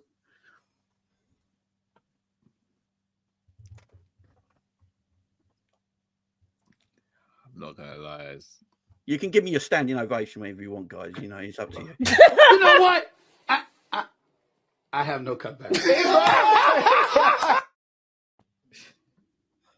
Hey, it's your show. You ain't saying nothing. Once knows I'm right. Yo, Munch, you're the host, bro. Why you getting so quiet? I was 99. This is the open floor. Don't be doing all that. Yeah, you're hosting. You know what I'm saying? Listen, game management, folks. Game management. Listen, one thing I would say is that I'm not gonna blame centre backs for. You said obviously Arsenal play. They play more of a low block when they're off the ball. I do know that they do kind of like the 4-4-2. Especially when Party and Rice are there, and that's not Saliba. That's not Saliba and Gabriel's fault. You know what I'm saying? Listen, when Arsenal tried to play more expansive against Bayern and they got touched, I understand that Liverpool's defenders, our defenders are better because our defenders are 1v1 specialists. Konate is a 1v1 specialist. That's what he's one of the best at in the world, is 1v1 speciality. Same with Virgil van Dijk, 1v1 specialist because we defend in an expansive. We're an expansive team who leave big gaps and big space. You know, Saliba and Gabriel, I don't think are the same as those two in terms of defending big spaces, but they don't have to because their manager is more resolute in terms of controlling the game and less risky in their approach. And that is actually more superior to what we're doing at this moment in time. Well, when I say more superior, it's more sustainable. Maybe in Europe, what we do is better for Europe, but in terms of being sustainable in your league, it's what Arsenal are doing is more sustainable. So we can say all we like. I understand. I think when we make the comparison of Konate to Saliba, well, not me personally. I don't think I think Saliba is much better, but I think that Konate is just a better 1v1 demon in terms of the ball goes over your head. Konate's eating out every single time, most times anyway. I think Saliba is a more well-rounded defender and is more of the whole package. Maybe there are things that Konate does better than him, but yeah, I think if you look at Kwanzaa, again, man was playing under Joey Barton. Jamie said man was playing under Joey Barton in what, League 2 or League 1? And Konate has lost his place to this kid. And this kid, and that's no disrespect to Kwanzaa. You know what I'm saying? I think Kwanzaa himself knows how good he is. Matt had done his ACL, and the first thing man said was, I was going to take his place anyway. Do you know the fucking bollocks to go and come out and say that shit? That was savage. I can't lie. That was savage, but he's proved it though. After that, I said, bro, this kid better be special. To go and say that shit, you better be special. Can I say something though, man? So, I hear what you're saying regarding Saliba and Konate, but we're also forgetting a metric where there's a direct comparison. That's the French squad.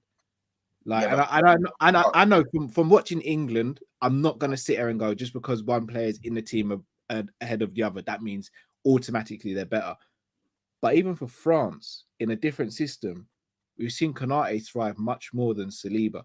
So if we're saying that Konate thrives in the French system, the Liverpool system better than what Saliba would, but Saliba thrives in the Arsenal system, but we all also say that if Konate was in that system, he would be way better.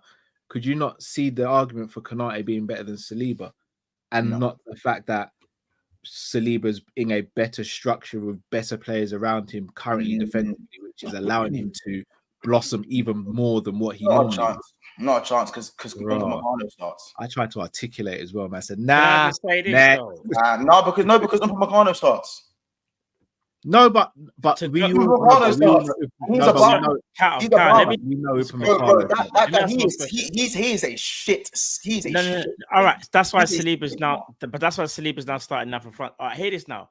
Going back to Jamie's point about defensive structure and how the manager hasn't set us up correctly, I fully agree with Jamie. By the way, yeah. One thing I'm gonna ask you both, yeah. By the way, Jay, Drifty sees what you just said, brother. Yeah, it's a problem. Me and Matt won't be able to protect you, bro. Yeah. I wasn't here, by the way. What time is it? Yeah, let me just make sure. Well, I don't need protecting, man. I'll rip people's ears off for fun. Fuck it. But I'll say this, yeah. When you are sound defensively, no defender should be left on an island. But for whatever reason, Liverpool seem to think that that's just their way of defending. That's their way of how they want to defend things, right? You shouldn't need to do that. Konate is asked to do that. Virgil's asked to do that.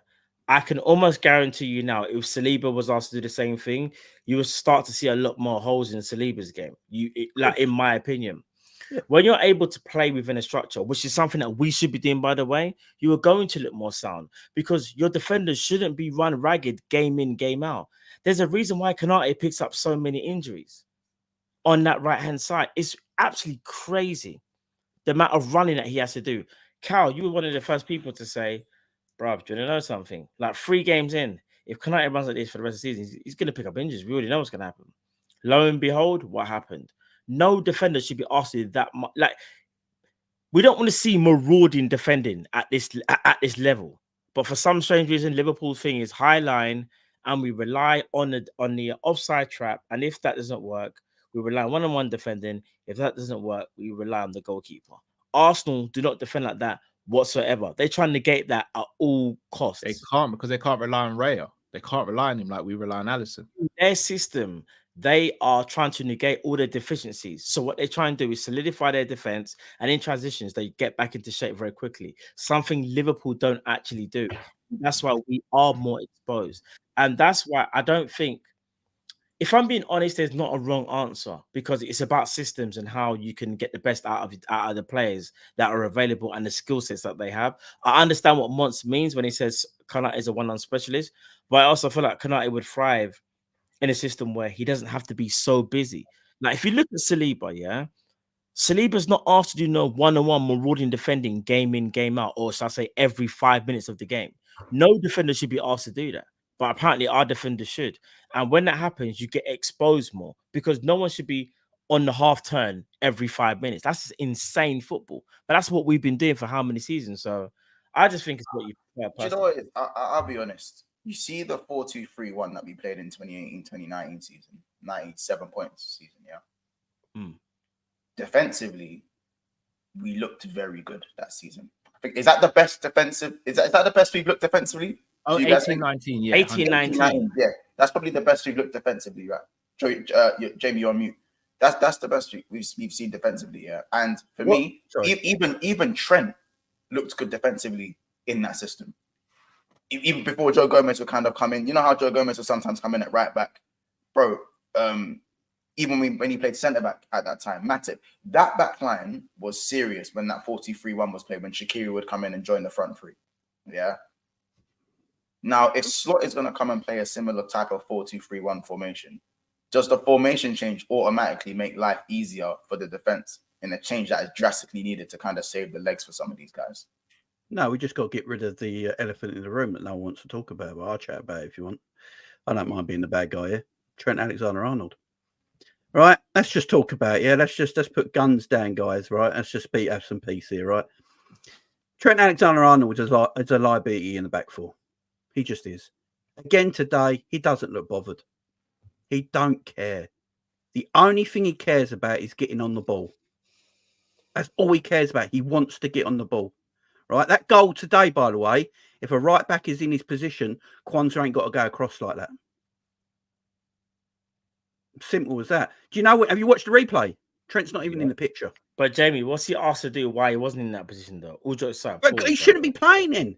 If he can't, look, I've said it for a while now. The manager has asked him to invert. If he inverts, there's going to be space. He's no good at it. He's not good at inverting. Jay, whether you think he's good enough or not, the whole problem is if the manager's asking you to invert, there's going to be space in that right-hand channel, which we know is a problem. That's what I mean. You agree, Jay? It's a problem, right?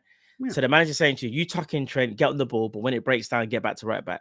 Trent has been caught out. Yeah, can't get back into right back in time. Kwanzaa has to go out. I understand his desire and stuff might not be where you want it to be, but I also feel like that if the manager is literally asking the player to do what he's supposed to be doing, we can't then have a go at the player if he can't get back in time. That's the manager, bro. Oh, I agree. The manager has asked Trent to invert. We've all said on this channel, other than Mons, not to have a go at Mons, we want Trent as a midfielder. We don't want to see the inverting. Let Trent be in midfield. He wants to get on the ball. He wants to play. That's his major skill. He's on the ball. He can't defend, right? So he needs to be out of right back now. He can't defend. No, I agree.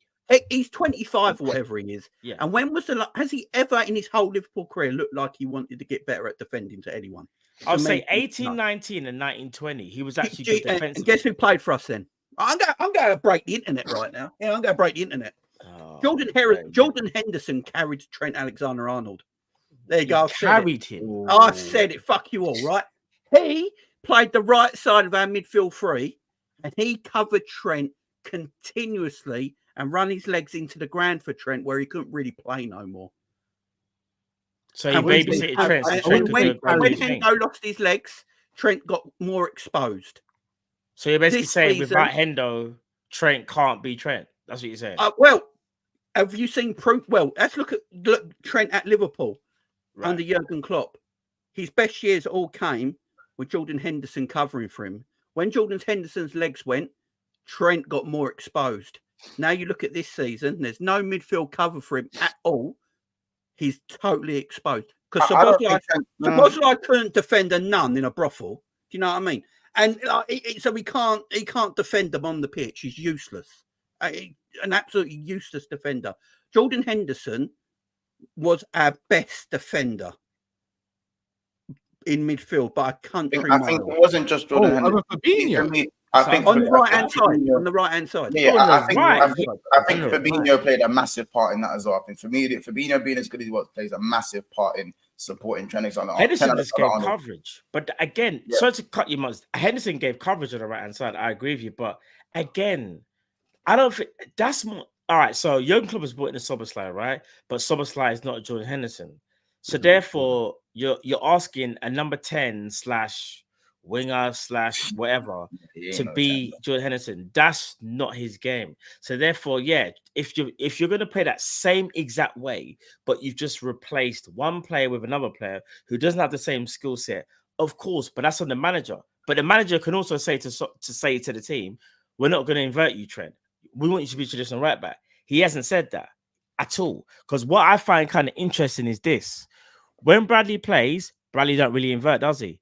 It's normally Joe Gomez that inverts and Bradley goes high up the pitch. And why is that? Because the manager knows that Bradley is not as good as on the ball as Trent, so he doesn't want Trent to invert. That is a coaching and managerial issue, not a play issue, in my opinion. A play issue would literally mean like Trent can't do what Bradley can do. And we've seen Trent do that for the 18-19 and 19-20. That's why I will say we're lopsided, Jay, on that right-hand side. That's why I'm saying, when everyone's saying about Hendo, guys, and everyone, I'm talking about on the right side in the midfield. He did cover Trent a load because Fabinho did the lone six in the middle and Wijnaldum and Henderson covered the wide areas. Yeah. Right. And their legs, they were immense at defending as midfielders. That's why we were so much better. No one got exposed. Also, Robbo's a better defender naturally than Trent in a way. Yeah. So if he does get exposed, it's not, it don't look so bad. But with Trent, he went marauding. He went marauding. But I don't know. But Jamie's right though. In natural defending, Robbo is better than Trent though. Naturally, he's a better defender than Trent. I think we can all agree on that. Trent needs to.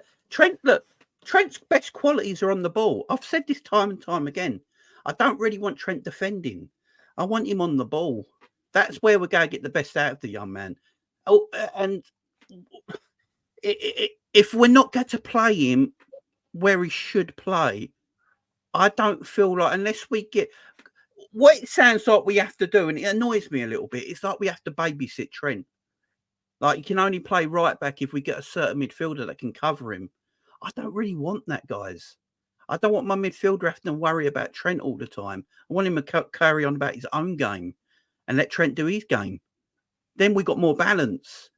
We're so lopsided, it's ridiculous. You know, we're like a snooker table with two legs. We're like that. You know what I mean? It's just it's madness to me. Like, we come out excuses after excuses all the time. Trent is quality and one of the best players in the world on the ball. There is no doubt about that whatsoever. What is he terrible at? Defending. What do we do as a club for the last 2 years? We expose his weaknesses. Where what we should be doing is hiding his weaknesses and exposing his strengths. That's what we should be doing. But we're doing it the other way around the last 2 years. And I don't get it, me personally. I think it's wrong. Mr. Link says City, Arsenal, Chelsea invert and don't look as bad. Well, Chelsea look as bad, but I'll give you City and Arsenal. I think this is, I don't know, man. Sorry. Go on. Really quick. City and Arsenal don't invert anymore. No, they don't. Like, they've stopped inverting for a while. Disagree. I think this is one of the biggest myths. They invert. Some games they invert, other games they do. They're still really. City, brother. Remember, Arsenal do sometimes. City's back four is either Walker or Akanji right back, Ake or Guavado left back, and then the centre backs. That's just latter end of the season. The wing backs have inverted at times this season, especially for Arsenal as well. I agree at times, but it's not their main tactic. With us, it was our main tactic. It wasn't their main tactic. Yeah. But again, for me,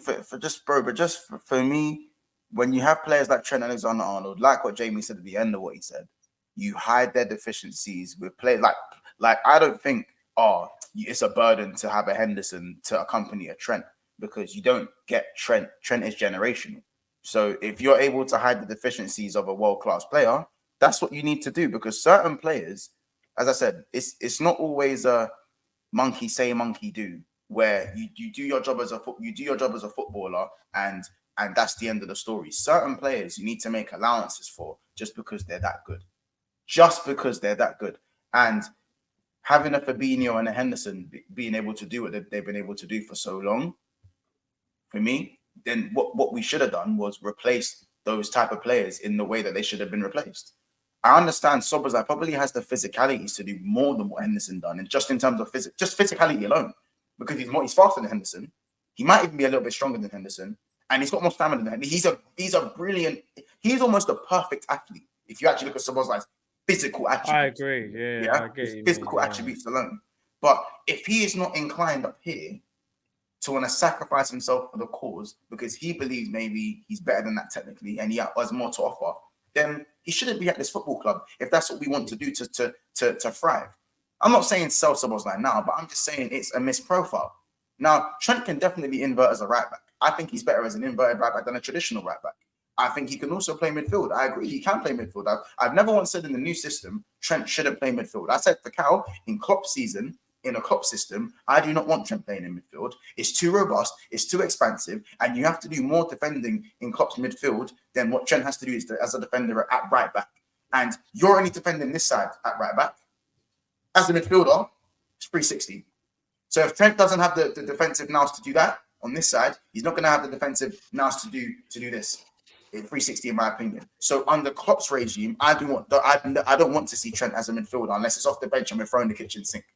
That's the way I see it. Can I say something as well? Yeah. But just for slot system, I'm happy for Trent to go into midfield. You know what I'm saying? I'm happy for him to go into midfield if we're playing free at the back and someone inverts and comes to get free. Because at the end of the day, when we do look at some of these midfielders and some of these inverted systems, it does work in play. Arsenal and these guys still tend to invert. It just goes to a back three, so it looks more solid on the ball. It goes to a back three, and they have world-class DMs. How can we put? There's three of the best teams in this league. One's DM is Rodri, one's DM is Rice, and the other one's DM is Endo. Yeah, don't get me started on DMs. Don't get me started. Yeah, and just quickly as well. Yeah, just to go back to your point and Jamie's point. I don't agree with Jamie that's like we should sell Trent. I really don't. I don't know if Jamie's just joking or just no. Matt, honestly, it's this comment by the way as well. We saw what happened. This is no shade on Bradley, but we eventually just stopped creating chances.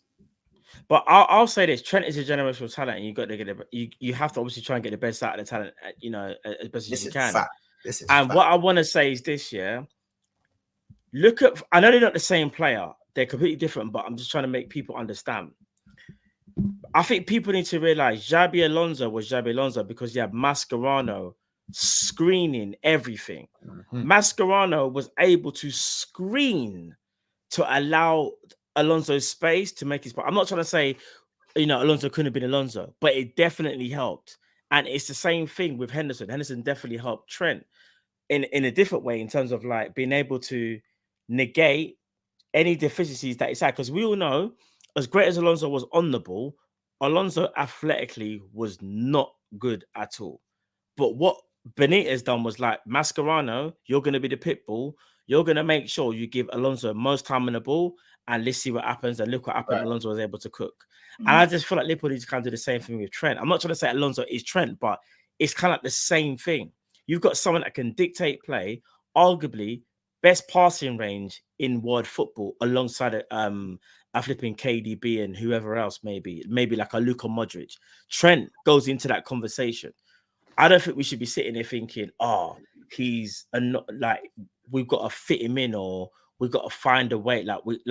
Bro, he's an amazing talent that I feel like we should be lauding. But not only that, we should be thinking ways like, how can we get the best out of Trent? And I think that's what the new manager will try and do anyway. I don't think the new manager can be thinking he's the hindrance. When I say sell Trent, I'm only wanting to get Trent to go if he's going to continue playing right back. Because I understand, because he's not a traditional right back. Lazy and he's not interested. But what I keep saying is you get him on the ball, and as I keep saying, he's a world-class talent on the ball. No one can deny that. But for some reason, what we've done with making him inverted, I believe it's taken away from his game. Because he's trying to concentrate on two positions at the same time, and he can't concentrate on the defensive side when he's just a defender anyway. So why don't we keep it a button? So does it not go back to the recruitment on why didn't we get a proper DM to screen? Can I tell you why it went wrong quickly, Jay? Just quickly. I'm glad you said that. When we invert, for the majority of the season, you know, we've looked defensively better when Joe Gomez has actually played left back, because when Trent inverts, everyone shifts. Free at the back. We go shift. Joe Gomez, Virgil, and it was Ibra at one point. Did you not notice when Trent was inverting and Robbo was there and it transitioned and, Yeah, and we it went? conceded more goals. We looked horrible.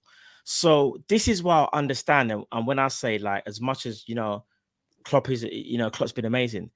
That's a tactical issue that Klopp should be looking at and going, if we're going to invert Trent, Gomez has to play left back because you need a natural defender.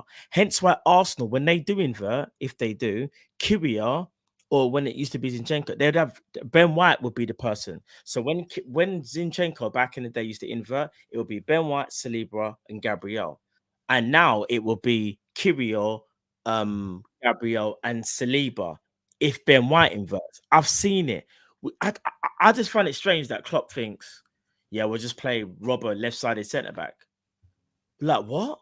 What are we doing here? That's a tactical issue for me. That's not we a spent strength. We spent a lot of time on the defense in it. I really wanted to speak about the attack before we kind of, By the way, guys, 293 people in the house, nearly 300 people in here, and still sitting on 127 likes. Oh no, 200 likes, people. Man. Let's do that. Let's make that happen. Let's get to them likes, people. Come on, man. You know what I'm saying? Big up. The chat's Full going crew crazy. Inside, Trust me. Yes, it's mad. This is prime time Liverpool therapy. It's prime time Liverpool therapy, man. I'm just looking on social media because obviously a gal just clicked me up, so big up a gal. But I'm just looking on Twitter. Do you know what's mad? Do you know what's mad? There's that fans. I think some of our fan base are they're in love with a person at our football club, and they won't see deficiencies. And that's an issue for me. And I said I admire Klopp and everything he's done for this football club. I gave him the biggest honour ever. I said he's a modern day Bill Shankly. I can't go further than that. Giving him respect. There's nothing more respectful than that, right? But Shankly left. He came to the end of his time. Klopp has come to the end of his time and needs to leave. The last 2 years of football have been rotten. From my point of view, might not be everyone's point of view, but from my point of view, the football has been rotten. You're allowing your assistant manager to basically run our football club, playing football that I know for a fact Klopp does not like. Klopp does not like the way we play. He hates it. He's never been about this in the whole time he's been a manager and the way he talks about football, but he lets it happen. He's happy with this constant high line and exposure and playing one-on-one defending at the back. It's madness to me. And when people talk about DMs and midfielders, and like we've only bought 2 midfielders in 4 or 5 years or whatever that is, and everyone blames the owners for it and things like that. That's BS because we buy in every other single position constantly. And all I ever get told is these are all like everything since Klopp has been here has been Klopp signings. Yeah. So I always ask, so you're always on about midfielders and we don't buy any and never, so is that a Klopp fault or an FSG fault? But they won't blame Klopp for it. But we bought Cody Gakpo in the January when we should have bought a midfielder. Right. But everyone's like, no, it's cool. So the money's there. You're telling me we couldn't have bought a £40 million midfielder in that January instead of Cody Gakpo? Did we need to waste 85 million on Darwin Nunez? That don't fit our profile. When was the last time Jurgen Klopp had to buy a player and then come out to the public and say, this player is not yet ready to play my way as a striker? That's the only forward Klopp has ever bought in his whole time at Liverpool that never fit his way of playing, that he had a coach to play. That's never happened before under Jurgen Klopp. He got rid of Benteke because he couldn't do it. Yeah? And then he buys someone who can't really play his way, and he admitted it. And said we have to coach him to defend from the front and stuff like that and play with his back to goal, and we have to coach him that way. So why'd you buy him if you don't? What's the point? Klopp said, why waste money? So it's Katie J. Klopp said, if I'm not mistaken, he's a development player. He said something like his exact words or something like, basically like along the lines of, he's a development player for 85 million. Yeah, 85 million is not a development player, Matt. 85 million is ready made. Ready made. I'm just saying this is what Klopp said, and this is not me having a go at Jurgen, but I agree with you, Jay. I agree with you. This is why I think it's allowed to have fair discussions. Every Liverpool fan is allowed to have a fair discussion. As I keep saying, Klopp has taken us through great moments. Won us Champions League and Premier League. But after that Premier League win, after that, it was over. I personally think the football got worse and worse and worse as we went. The recruitment got worse and worse. We never sold players anymore. I have no idea why. When you know you're a sell-to-buy football club and the manager praises the owners for being a sell-to-buy football club and how football should be run, then sell players for goodness sake. Why are you keeping hold of them all the time? So what happens then? They get old and dusted and you can't get no value for them when you're a sell-to-buy football club. So how can you buy fresh in? It's like this is all got to do with the part of it, right? So yeah, I love the guy. He's been great for Liverpool Football Club. He's my second favourite ever Premier League Liverpool manager, right? Because I've got massive feelings for Gerard Houllier personally, and I understand young Liverpool fans really only know Klopp, and I get it. And they saw a bit of Brendan Rodgers and maybe Hodgson, and it's like, what is this shit? And and Klopp, I get it. I like and fantastic for you guys, but he's been great, but the last few years haven't. And everyone's just lying to themselves if they think it has, because it hasn't. Recruitment's been terrible. The style of football's been terrible. And we get brought over the line by the special quality that we got in our team. Salahs and Virgils and stuff like that, and Alisson. They keep us in games and win us games of football. It's not the tactics or the system. I hear it. Before we I know time's of the essence right now. Nunez, Gakpo, Diaz, Salah. So painful that is for me to say. We can't get rid of everyone in the forward line and just refresh up. It's not realistic. It's not realistic. Yeah. Would you guys cash in on Nunez this summer? Because I would. Yeah. Here's one. Would you guys cash in on Diaz or give him a chance under the new manager? Oh, Diaz, I'm driving in tomorrow, man. You see him today? Diaz dog shit. Like another overprotected footballer. I don't get the Diaz hype. I've never have. I'm just going through all the attackers. So I'm driving. If I get off Diaz, Jamie, let's start with Nunez.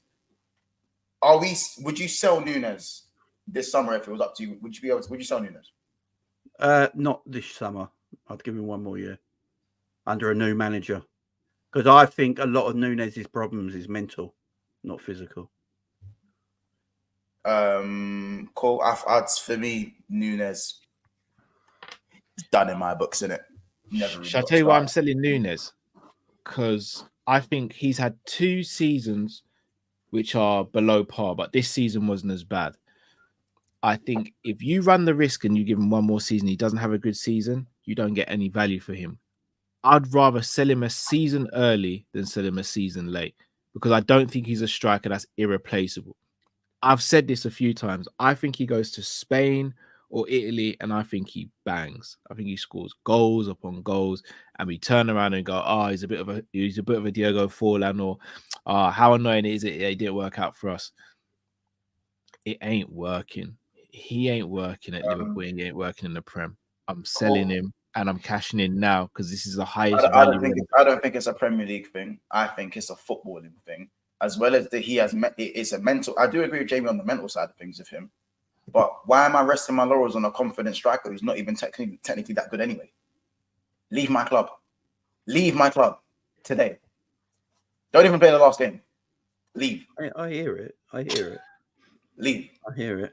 Honestly. I'm telling you, that's not rude though, bro. Man, brother, like on top of being crap, technically, having no footballing brain and playing on emotion, bro, yeah, I'm pretty sure, I don't even know what Nunez's fucking pronouns are at this point, because he plays on emotion so much. I don't know. I couldn't tell you.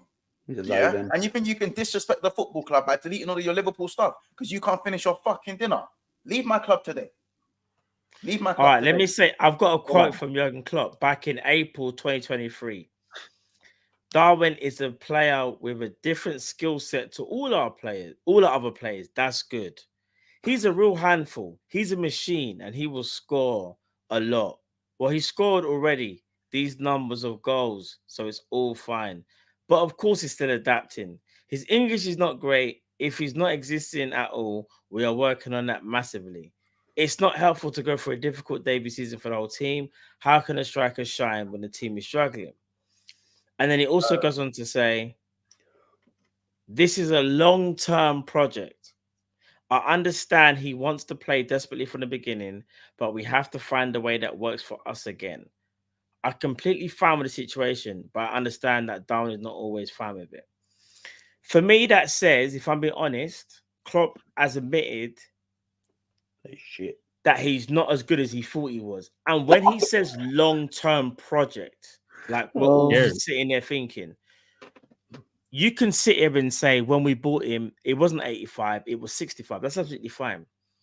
But in my opinion, I don't think you spend 65 minutes on a striker and you therefore say he's a long-term project.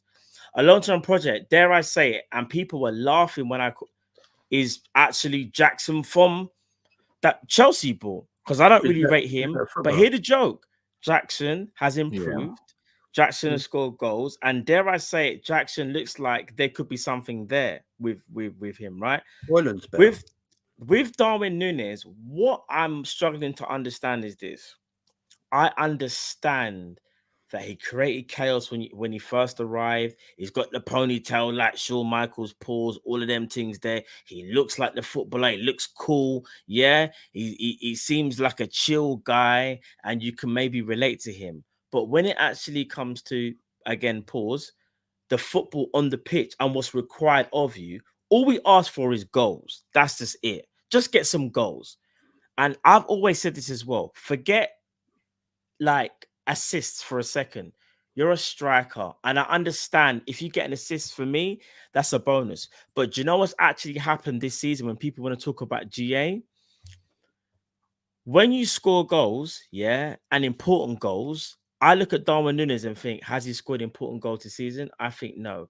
A lot of his goals have been from the Europa, which people want to try and bump up as well. Not only that, Forest and Newcastle. Those are the two.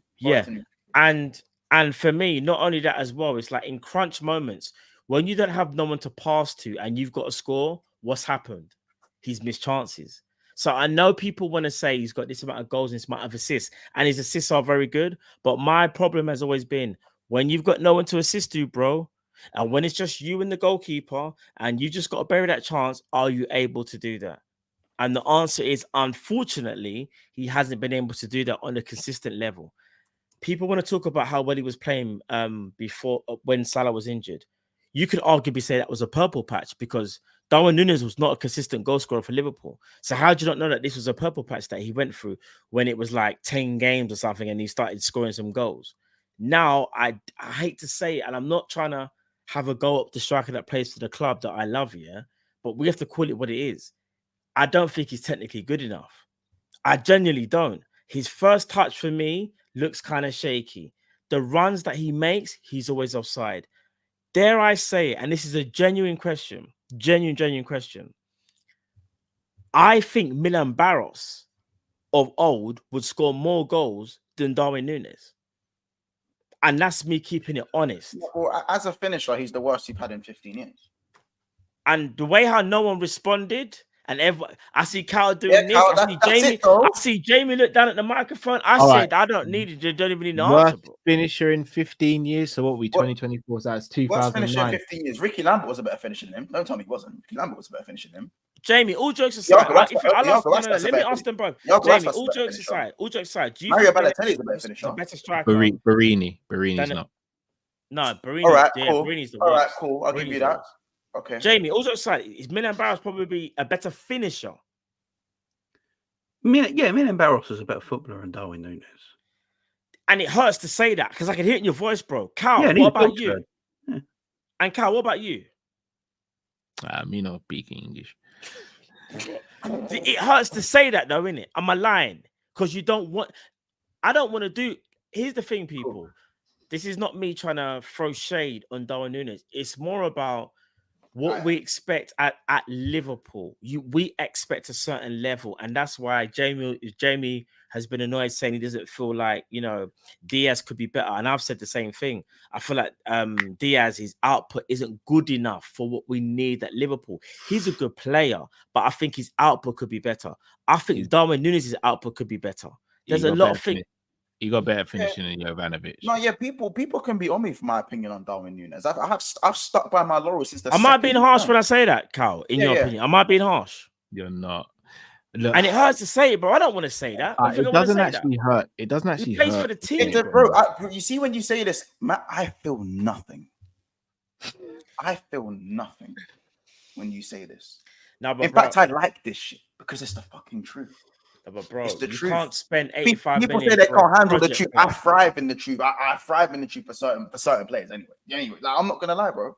Like, maybe because I say it with them, and there's a little bit of disrespect behind it. Listen, I was almost on board for giving Darwin one more season, even though he's not performing right now and things aren't looking great for him. But the social media thing done it for me. Just means like the social media thing actually done it for me. I promise you.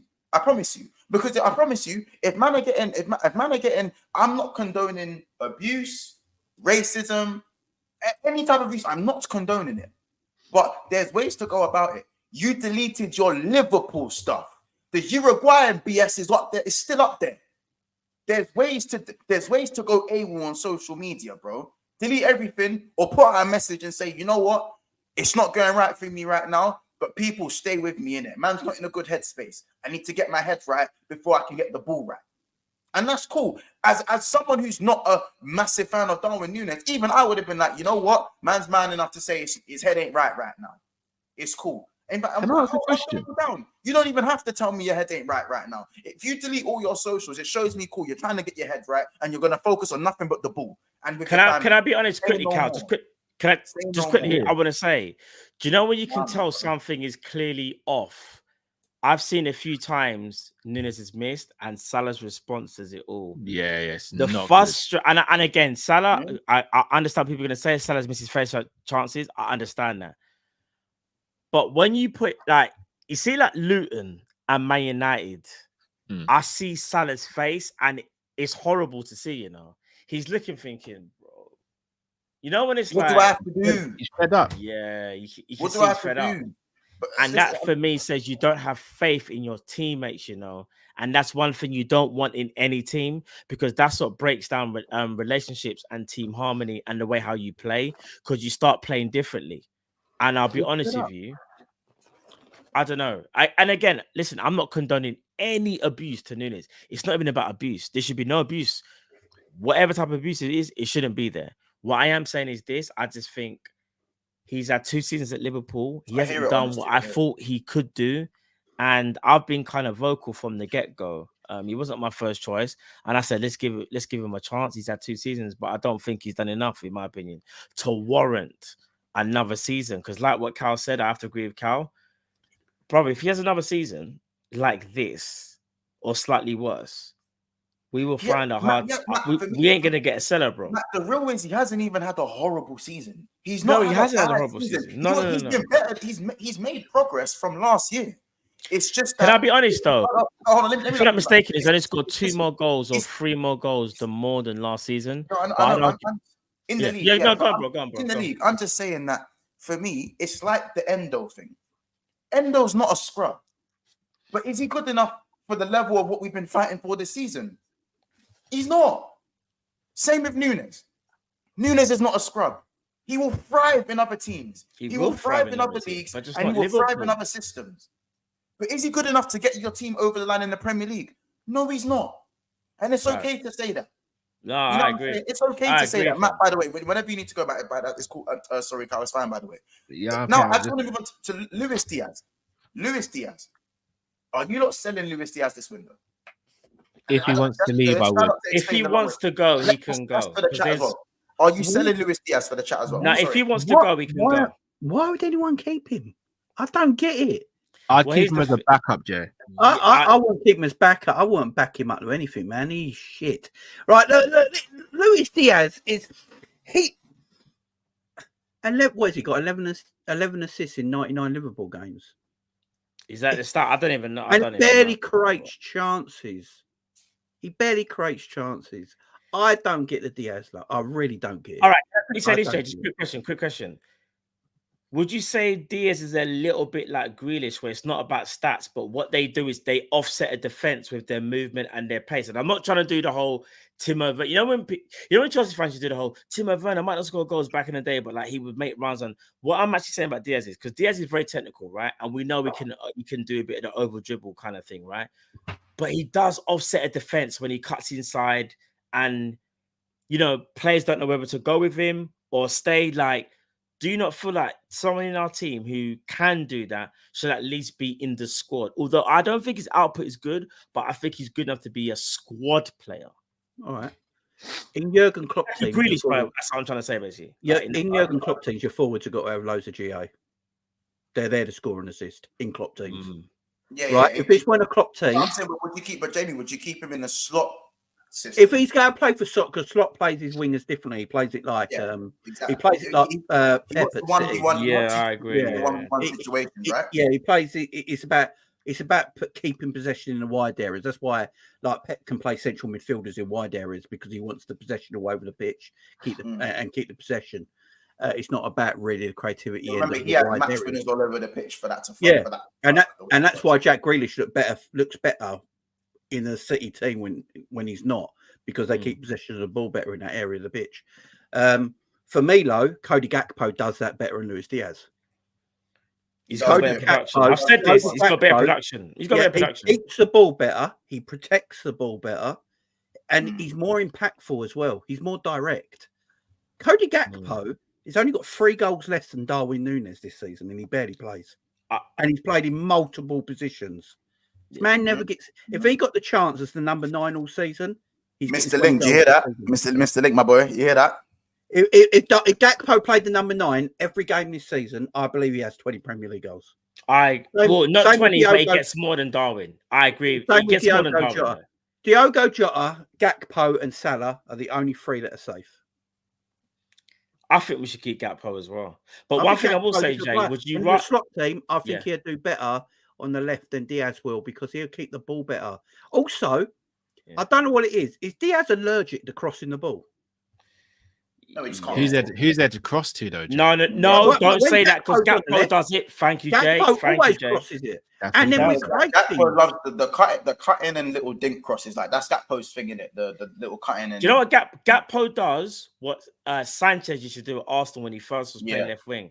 That little inside cut in and then just cross it. And don't get me wrong, his delivery is actually pretty decent. And that's why I feel like Gakpo can mix it up, because Gakpo can cut inside, shoot. Gakpo can cut inside and link up 1-2. Gakpo can cut inside and cross. But Diaz is literally cut inside. Diaz is a gung-ho. He's a bit of a maverick. He does his own thing. He's a bit of a maverick. He's not just a maverick. He's a gung-ho 1v1 winger who is very sporadic. Now, don't get me wrong. I think with Diaz, I give him another season, because you need wingers in your team who are sporadic 1v1 demons. For me, regardless of your end product, you need that in your team. Everyone laughs at Jeremy Doku, but you don't want to just to have him in your Arsenal as a squad player is still it's a good thing to have. Diaz. You know what I'm saying? Who? Doku or Doko, whatever you pronounce his name. Oh, Doku, no. I don't think he's better. I don't think he's better than Diaz. I'm more worried when he's got the ball than when Diaz. I'm actually worried when Diaz has got the ball, so now he's going to fuck up.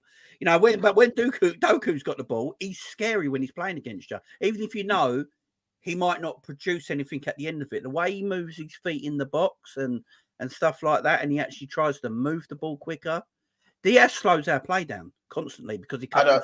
I think it's slightly harsh on Diaz. I think out of the forwards, he's the best one we've had apart from Gakpo. I say it goes Gakpo, Diaz, Salah, and Nunez. Diaz can't. This season? No, I'm talking about in this last this last 2-3 months. In the last 2-3 months, I'll say. Diaz, I would rather sell, if I had to sell one of the forwards, in my opinion, Nunez would be the first one. Not Diaz, Nunez would be the first one. If you had to sell 2, who would your second be then? If I had to sell 2? Yeah. Nunez and Diaz. I'm selling Jota. Oh, my. What? Can't be right. You didn't read the script before we came on. No. Hear me out though. If I had to, I'm not saying I would sell him. I'm going to sell Jota. If I had to sell a second after Nunez, bro, I'm not gonna lie. Jota for me Bro, no, man, them. He's not available. He's not available. And when he's available, he does more damage than the players that are available. Man, don't want to hear it. He's not available. How does it make sense that a player who's not available does more damage than the players that are available? Oh, bro, he's not doing any damage. He's a sick no.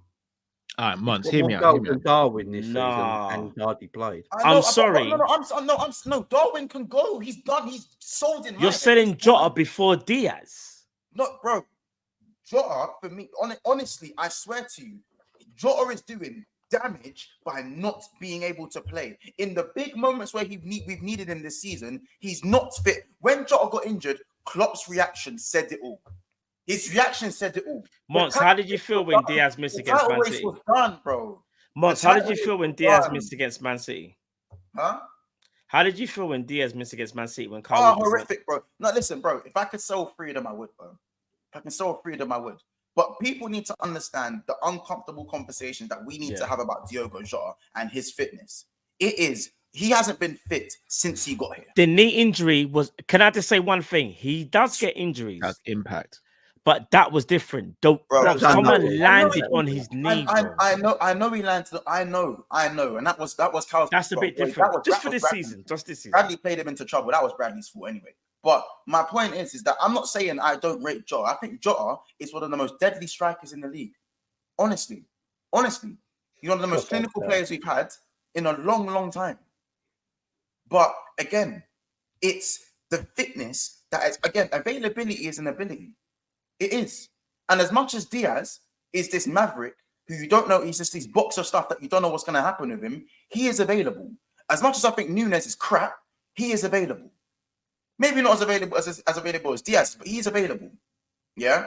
Jota is protected because of his quality, yes. But if you're not on the pitch, you're not useful. You're not useful to me. And again, people will say, oh, you say that, but look at the way you talk about Thiago. Bro, I've checked out of Thiago as well. He's gone now, so... Liar.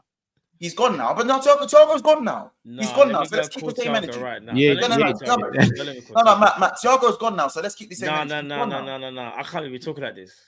No, Matt, he's gone, but he's gone now. Wait, is Thiago still at the club? Yeah. Yeah, he is. He hasn't left yet. He hasn't left. I don't see no message on my phone saying he's left. He ain't left. You saw the reports. He's gone. Now let me read the super chat. No, he's rumored to be gone, but I hear you. He's gone. Matt, he's gone. He's done. Now we're gonna talk off stream now because you spoke to me differently about Thiago the other day. I know. No. It was all good just a week ago. Matt, I love it. It's cool though. From the reports I've seen, Thiago has left, bro. He's not. He hasn't left. He hasn't left. Right, no. He hasn't officially left. Ujo side, he hasn't officially left. Okay, I thought he was gone. Thiago's contract was ripped up 2 years ago. Fair enough. I thought he was gone. But big up Philip H says, Jamie speaking facts. My girlfriend supports LFC. I've watched you guys a lot. 2 seasons have been opened up and defense is awful. Last 2 seasons have been opened up and defense has been awful. How does Klopp not fix that in 24 months? You guys need a centre back, DM, a winger. Diaz stinks. Big up Philip H for the super chat. We really appreciate that one. Listen, Matt, when I say Jota again, guys, don't take the Jota thing out of context when I say this. Yeah, I just think Jota has a lot of value at the moment, right? At the age of 27, is Jota 27 now? 27. Yes, I think so. Yeah, I think so. If we're talking about maximizing value, we also might need to consider Diogo Jota. That's all I'm saying. Maybe I was a bit erratic. Maybe I was a bit erratic with the way I said it, but I'm saying that I was a little bit erratic. I'm not gonna lie, a little bit. Man said a little bit erratic.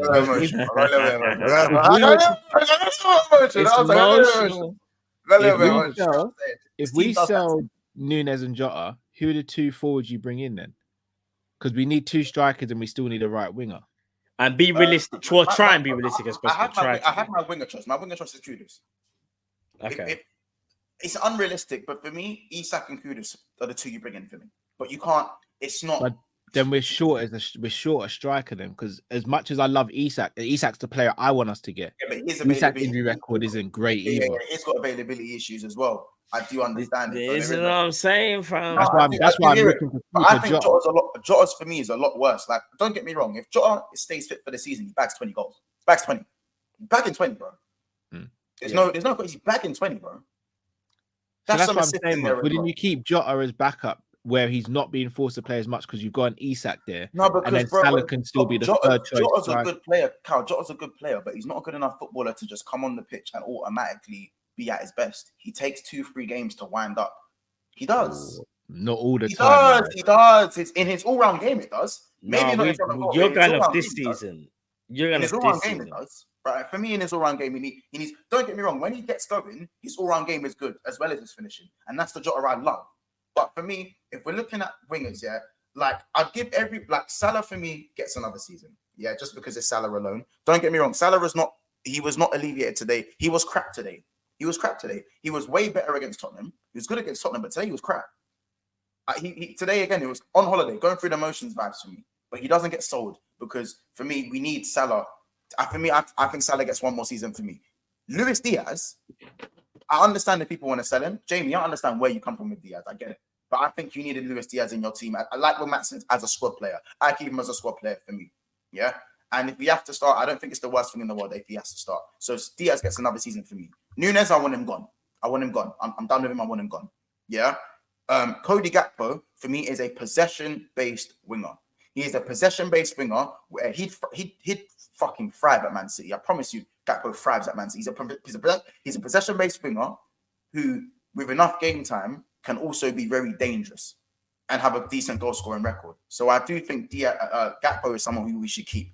So for me, I'm only sending one of the attackers, and that's probably Nunez. But I'm just not sure who we would actually bring in as a striking option.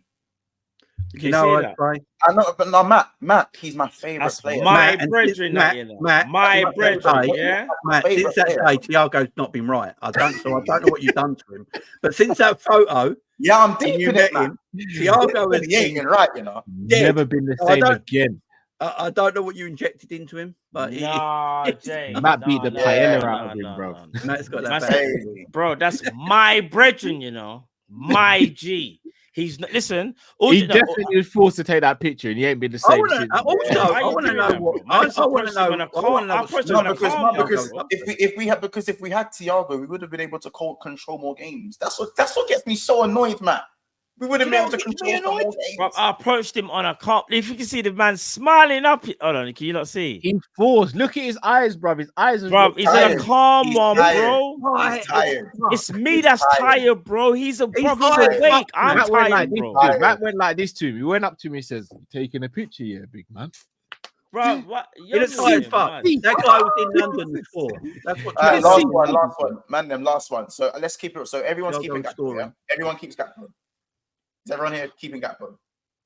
Yeah, I'm keeping Gakpo. I'm actually keeping Gakpo, yeah, keeping Gakpo. I'm 50-50. I'm 50-50. Yo, okay.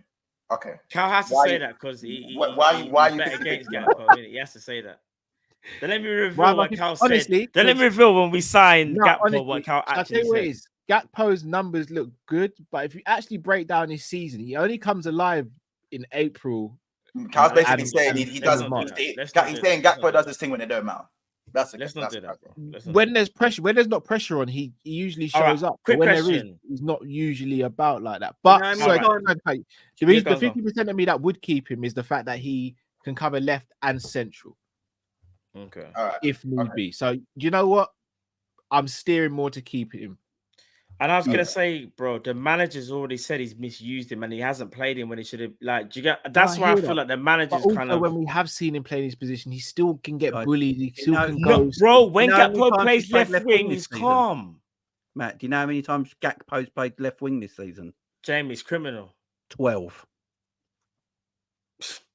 He's played more games. He's played 6 games at right wing. Guess how many games he's played at central midfield? About 8. I'm gonna go. 5 or 6. Just don't. And then centre forward, don't, Jay. Just don't. Yeah. He's played 12 games in his natural position. And in my opinion, every time he's played left wing, he's played well. Yeah, he has. I don't know what. The only thing I think Diaz has got on Gakpo is work ethic. Because he's up and down all game. He's like a little bunny. He don't stop. So I think that's why he plays more. Because talent-wise, I really don't think there's much between them. And Salah. I keep him. I'm keeping Salah. I mean, because I'll leave that, guys. Salah, are you keeping him or are you selling him? Because I'll be honest, I'm seeing a lot of get Salah out the club. Chat. Well, let's put it this way: is right. If I'm in charge, if I'm Michael Edwards, I'm in charge of Liverpool. Yeah, I'm running the club, and I'm looking at my forward line. What we're going to do in the summer. I trust Mo Salah to score 20 goals next season still, right? Yeah. Do I trust any of them other strikers to score 20 goals next season? The answer is no. No, you don't. So you keep Mo Salah for that reason.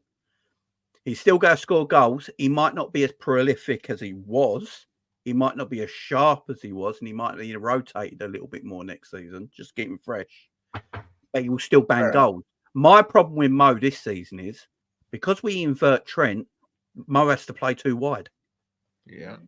When we played against Tottenham, you know when Salah played really well against Tottenham? Do you know why? Because Trent didn't invert in that game. I know. He was an up and down right back. So Mo was more inside. He was more in the front of the goal. And Trent was overlapping him. He actually looked like he could have got 3 or 4. Yeah. So that's the Mo you need. Mo doesn't work with Trent inverting because you take him out of his natural habitat. Yeah. But listen, guys, we're going to leave it there. Big up everyone. This show was supposed to. I told Kyle the show was going to be 45 minutes, so he's probably going to find me on the. Sorry, phone. I came in. No, I'm not. No. And I of course, enjoyed the show. I enjoyed the Matt, show. obviously, it's love. You know what I'm saying? Come on. Apart from the Kanate stuff, it's love. We're Thiago brothers till the end. I thought he was gone in it. No, you're not. No. I did this. What's this? What is that, bro? What's that? What is this? I do that for Thiago. That's what I do. No, Thiago is a waste. Right.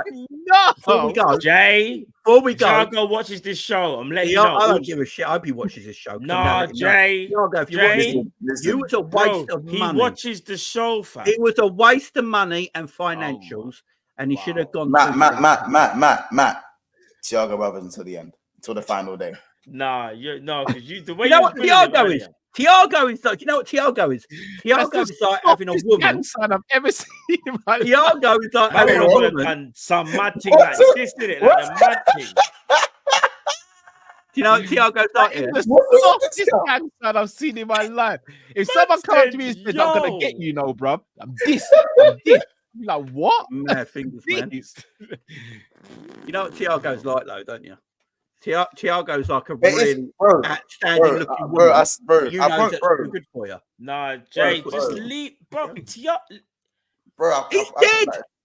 He's a dead baller. Bro, no, he's what? He's like a goldfish. He looks good for 5 minutes. Nah, Jay, you're getting confused. Yeah, you had to. Did you remove him? I knew you still love man. I knew Mont still had that love for him. Look at him. You can't say that, Jay. Don't just put Thiago. You know what it is? Bro. You know what it is in me? Like, you know what it is? Thiago is just that. Bro, it's like Thiago is that one. That is my brethren. Bro, that's broski right there. That's broski. I'd find a new broski, Matt, because it ain't work. From my experience, Thiago is like that gal who's like Thiago is like that gal who has the chink in your armor, bro. Like the one chink in your armor, bro. That like one little leg waggle and spin, and I'm like. Can I be honest with you? In my opinion, Jamie, all jokes aside, yeah, this is one thing I think we can all agree on. In my opinion, under the Jurgen Klopp era, or dare I say in Liverpool history, he might be the most technically gifted player we've actually ever signed. All jokes aside, technically gifted. No, I bro, this is me. Even like, listen, what? Even with Sturridge, bro. Yeah. There's certain players over Thiago, technically gifted. Yeah, as a centre back, how many technically better? No. I'm just saying, like, as a footballer, like, just as a no. Take away. We've never signed anyone more technical than Thiago. Yeah, Thiago, in my opinion, is more technical. What about you, Cal? For me, he's the most technical gift player we've ever signed, ever. Bro, he's the most technical player to put on a Liverpool shirt in the 21st century. I know we can talk about his appearances. He's more technical than Alonso. He's more technical than Alonso. No, he is. He is. Cal. He's more technically gifted than Alonso, bro. Come on, bro. Gifted, technically gifted. Technically gifted, bro. Not utilize their technical abilities for. But they're more technically gifted than Suarez. Thank you, Jamie. Yes. Right, cut the stream. I can't talk to these people. You man are smart. Nah, do you know what? I don't know what you man are on. I don't know what. Hey, Matt, don't even say nothing, bro. Yeah, I'm not gonna lie, Mons. No. Yeah. Now you're hearing it, bro. Yeah. Don't even. Don't watch He's these. still- Alisson Becker, by the way. Get over here. Get over here. Are you still? Are you You know still? what? Get over here. You know what I'm saying? Bro, we're not talking about if he was a better player. I just said technically gifted. I know what you're saying. Suarez technically clear. Bro, Thiago is the most like I can't even explain it to Did you. we forget You what don't need to Suarez- explain it. Matt, I'm so shocked. Matt, Velcro, bro. Velcro. When you go, Yeah, he's linked. if you want to go, if you go Okay. tell your kid to watch it, if you want to go tell your kid to watch a midfielder and to go watch a midfielder, you're telling him to go and watch Thiago, bro. You're not telling him to watch Suarez. You're telling him to watch Thiago, bro. You're not telling When him to watch. he never plays. Tell him to watch Thiago, bro. Bro, Stevie's already watching Xabi Alonso. What are we talking about here, bro? Yeah, why is he not watching Thiago? Because I don't want him injured, bro. Oh, wow.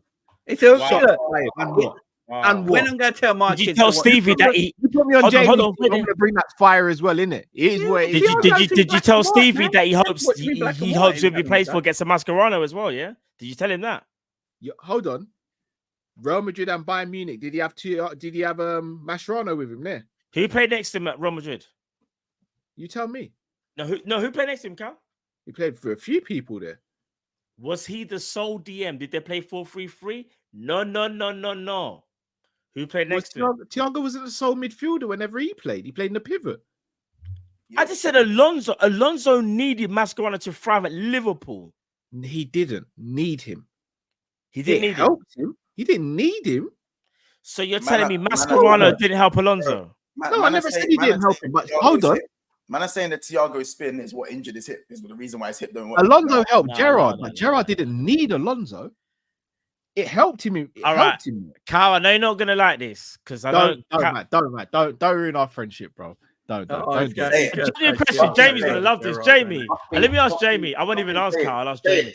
Jamie, say it. in Gerrard's most productive season, where did he play? Jay? I'm just asking a genuine question. I love Right Gerrard. Just midfield. asking genuine. Right midfield. Really? Why is that? Who played in centre mid? Because he was technically so good he could play anywhere on the pitch. No, but who- What now? Really? Is that the case? Or did Yeah. Benitez favour Mascherano and Hey, Alonso? The reason, look, the reason it wasn't Mascherano and Alonso, it was Sissoko and Alonso. What it now? was a Soko That's and even Alonso. worse. No, because Gerrard A had destroyer a free role. and a creative playmaker. He had a Gerrard free played on the role. right when Sissoko DM'd Alonso, if I remember rightly. Just He asking, had I'm a just asking a free question. role. But yeah, Stevie, look, let's face it, Whoa. Stevie's generational. It's different. Listen, we know. dare Stevie, I'm you, joking. Matthew? How But what I'm dare saying, you, but what bro? I am saying is this: Alonso and Mascherano partnership was world class, and in my opinion, the reason why it worked so well is because one sort of like catered to the other. Innit? Alonso was the dictator, controller of Liverpool games. Mascherano was a destroyer, bro. They had the. It was like. Can I I ask a don't serious know. question here? Yeah, go on. And think about the question. All go on. aspects of technicality here Yeah, go on. and technical ability. Thiago, go on. Is Thiago more technically gifted than Steven Gerrard? Okay. See you, man, later. You have a great night.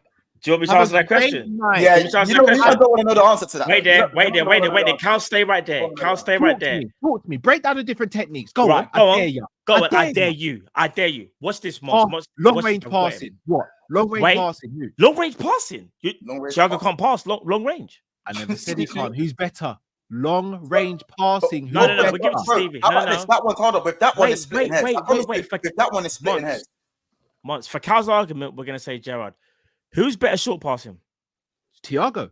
Who's Who's better better breaking shooting? lines? Who's No, better wait. shooting? Let me Who's better finish, Cal. Let me finish. Who's better breaking lines with their passing? Ooh, that 50. to be fair. I'm 50. still going Gerrard there. I'm a All better right, figure who's the better dribbler? No. Don't get there. No, we're not even there yet. Yeah, You know why? We're not there yet.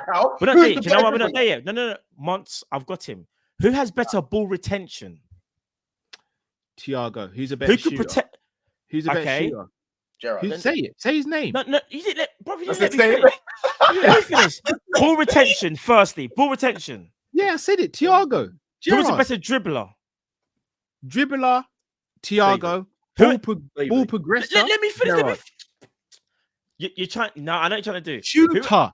Who had a better footballing Shooter. IQ? Who could keep the ball better? Stevie. But you just said ball retention. You're just using different adjectives. No, for I'm the not. same I said who thing. could keep the ball better? Who could shield the Stevie. ball better? Stevie. Who could protect the ball better? Stevie. in terms of ball, are we talking about ball retention or protecting the ball better? Either. Gerrard protects the ball better. Thiago has better ball retention. And you say who's the better Who's the shooter? I'll better give it Gerrard. shooter, man? Yeah, Gerrard's a better shooter. Better, 100%. Right. Better header of the 100%. ball. Who's got a better weak foot? Stevie. Gerrard. Gerrard does though. Oh, maybe Gerrard. Who's better header of the ball? Matt, I can't co-sign that one. I can't co-sign Who's that got one. a better? Who's a better header of the ball? Man, trying to do the athletics thing. We're not in the athletics. We're talking about technical, bro. Who's Man, got doing a the better athletic wife? thing. That's a technique. Why? Because Who's got a Joe was better wife? faster. Yeah, Joe's a better athlete. We know Joe's a better Crossing. athlete. Who's a better cross of the ball? Not even close. Gerrard's back across the ball. So Like, talk yeah, to me about Gerrard- Yeah, Matt, probably. Who's Gerrard. quicker? Don't get me wrong. Listen, Who's quicker? Yeah, man, this it's is an what people- athletics what thing. people really- Gerrard. Listen, hot take what people don't want to hear. It's a better Gerrard- athlete. Gerrard was the complete. Hold on, Gerrard was the Complete complete before package that. in terms of technique, physicality, and distribution. He had all three of them at an elite level. Thiago is more technically gifted than Gerrard. Bruno Sorry, Fernandes is better than Thiago. sorry. I'm sorry, Excuse bro. me, what? Yeah, I said Hold on, Carl. Who was more technically gifted, Alonso or Gerrard? Gerrard. Actually, no, Carl. Yeah, you know what Carl's agendas are. Hold You on. know what Bruno, Carl- Bruno Fernandes is better than Do you know what Carl said? Sorry, do you know what Gerrard said? Sorry, Carl. Do you remember what Gerrard said when he saw Alonso in training? What did he say, Carl? You told me. He said about his passing. He said that about his passing. He said, I was the best passer at Liverpool, and then Xabi Alonso turned up, and everyone started clapping him in training, including myself. I got the book.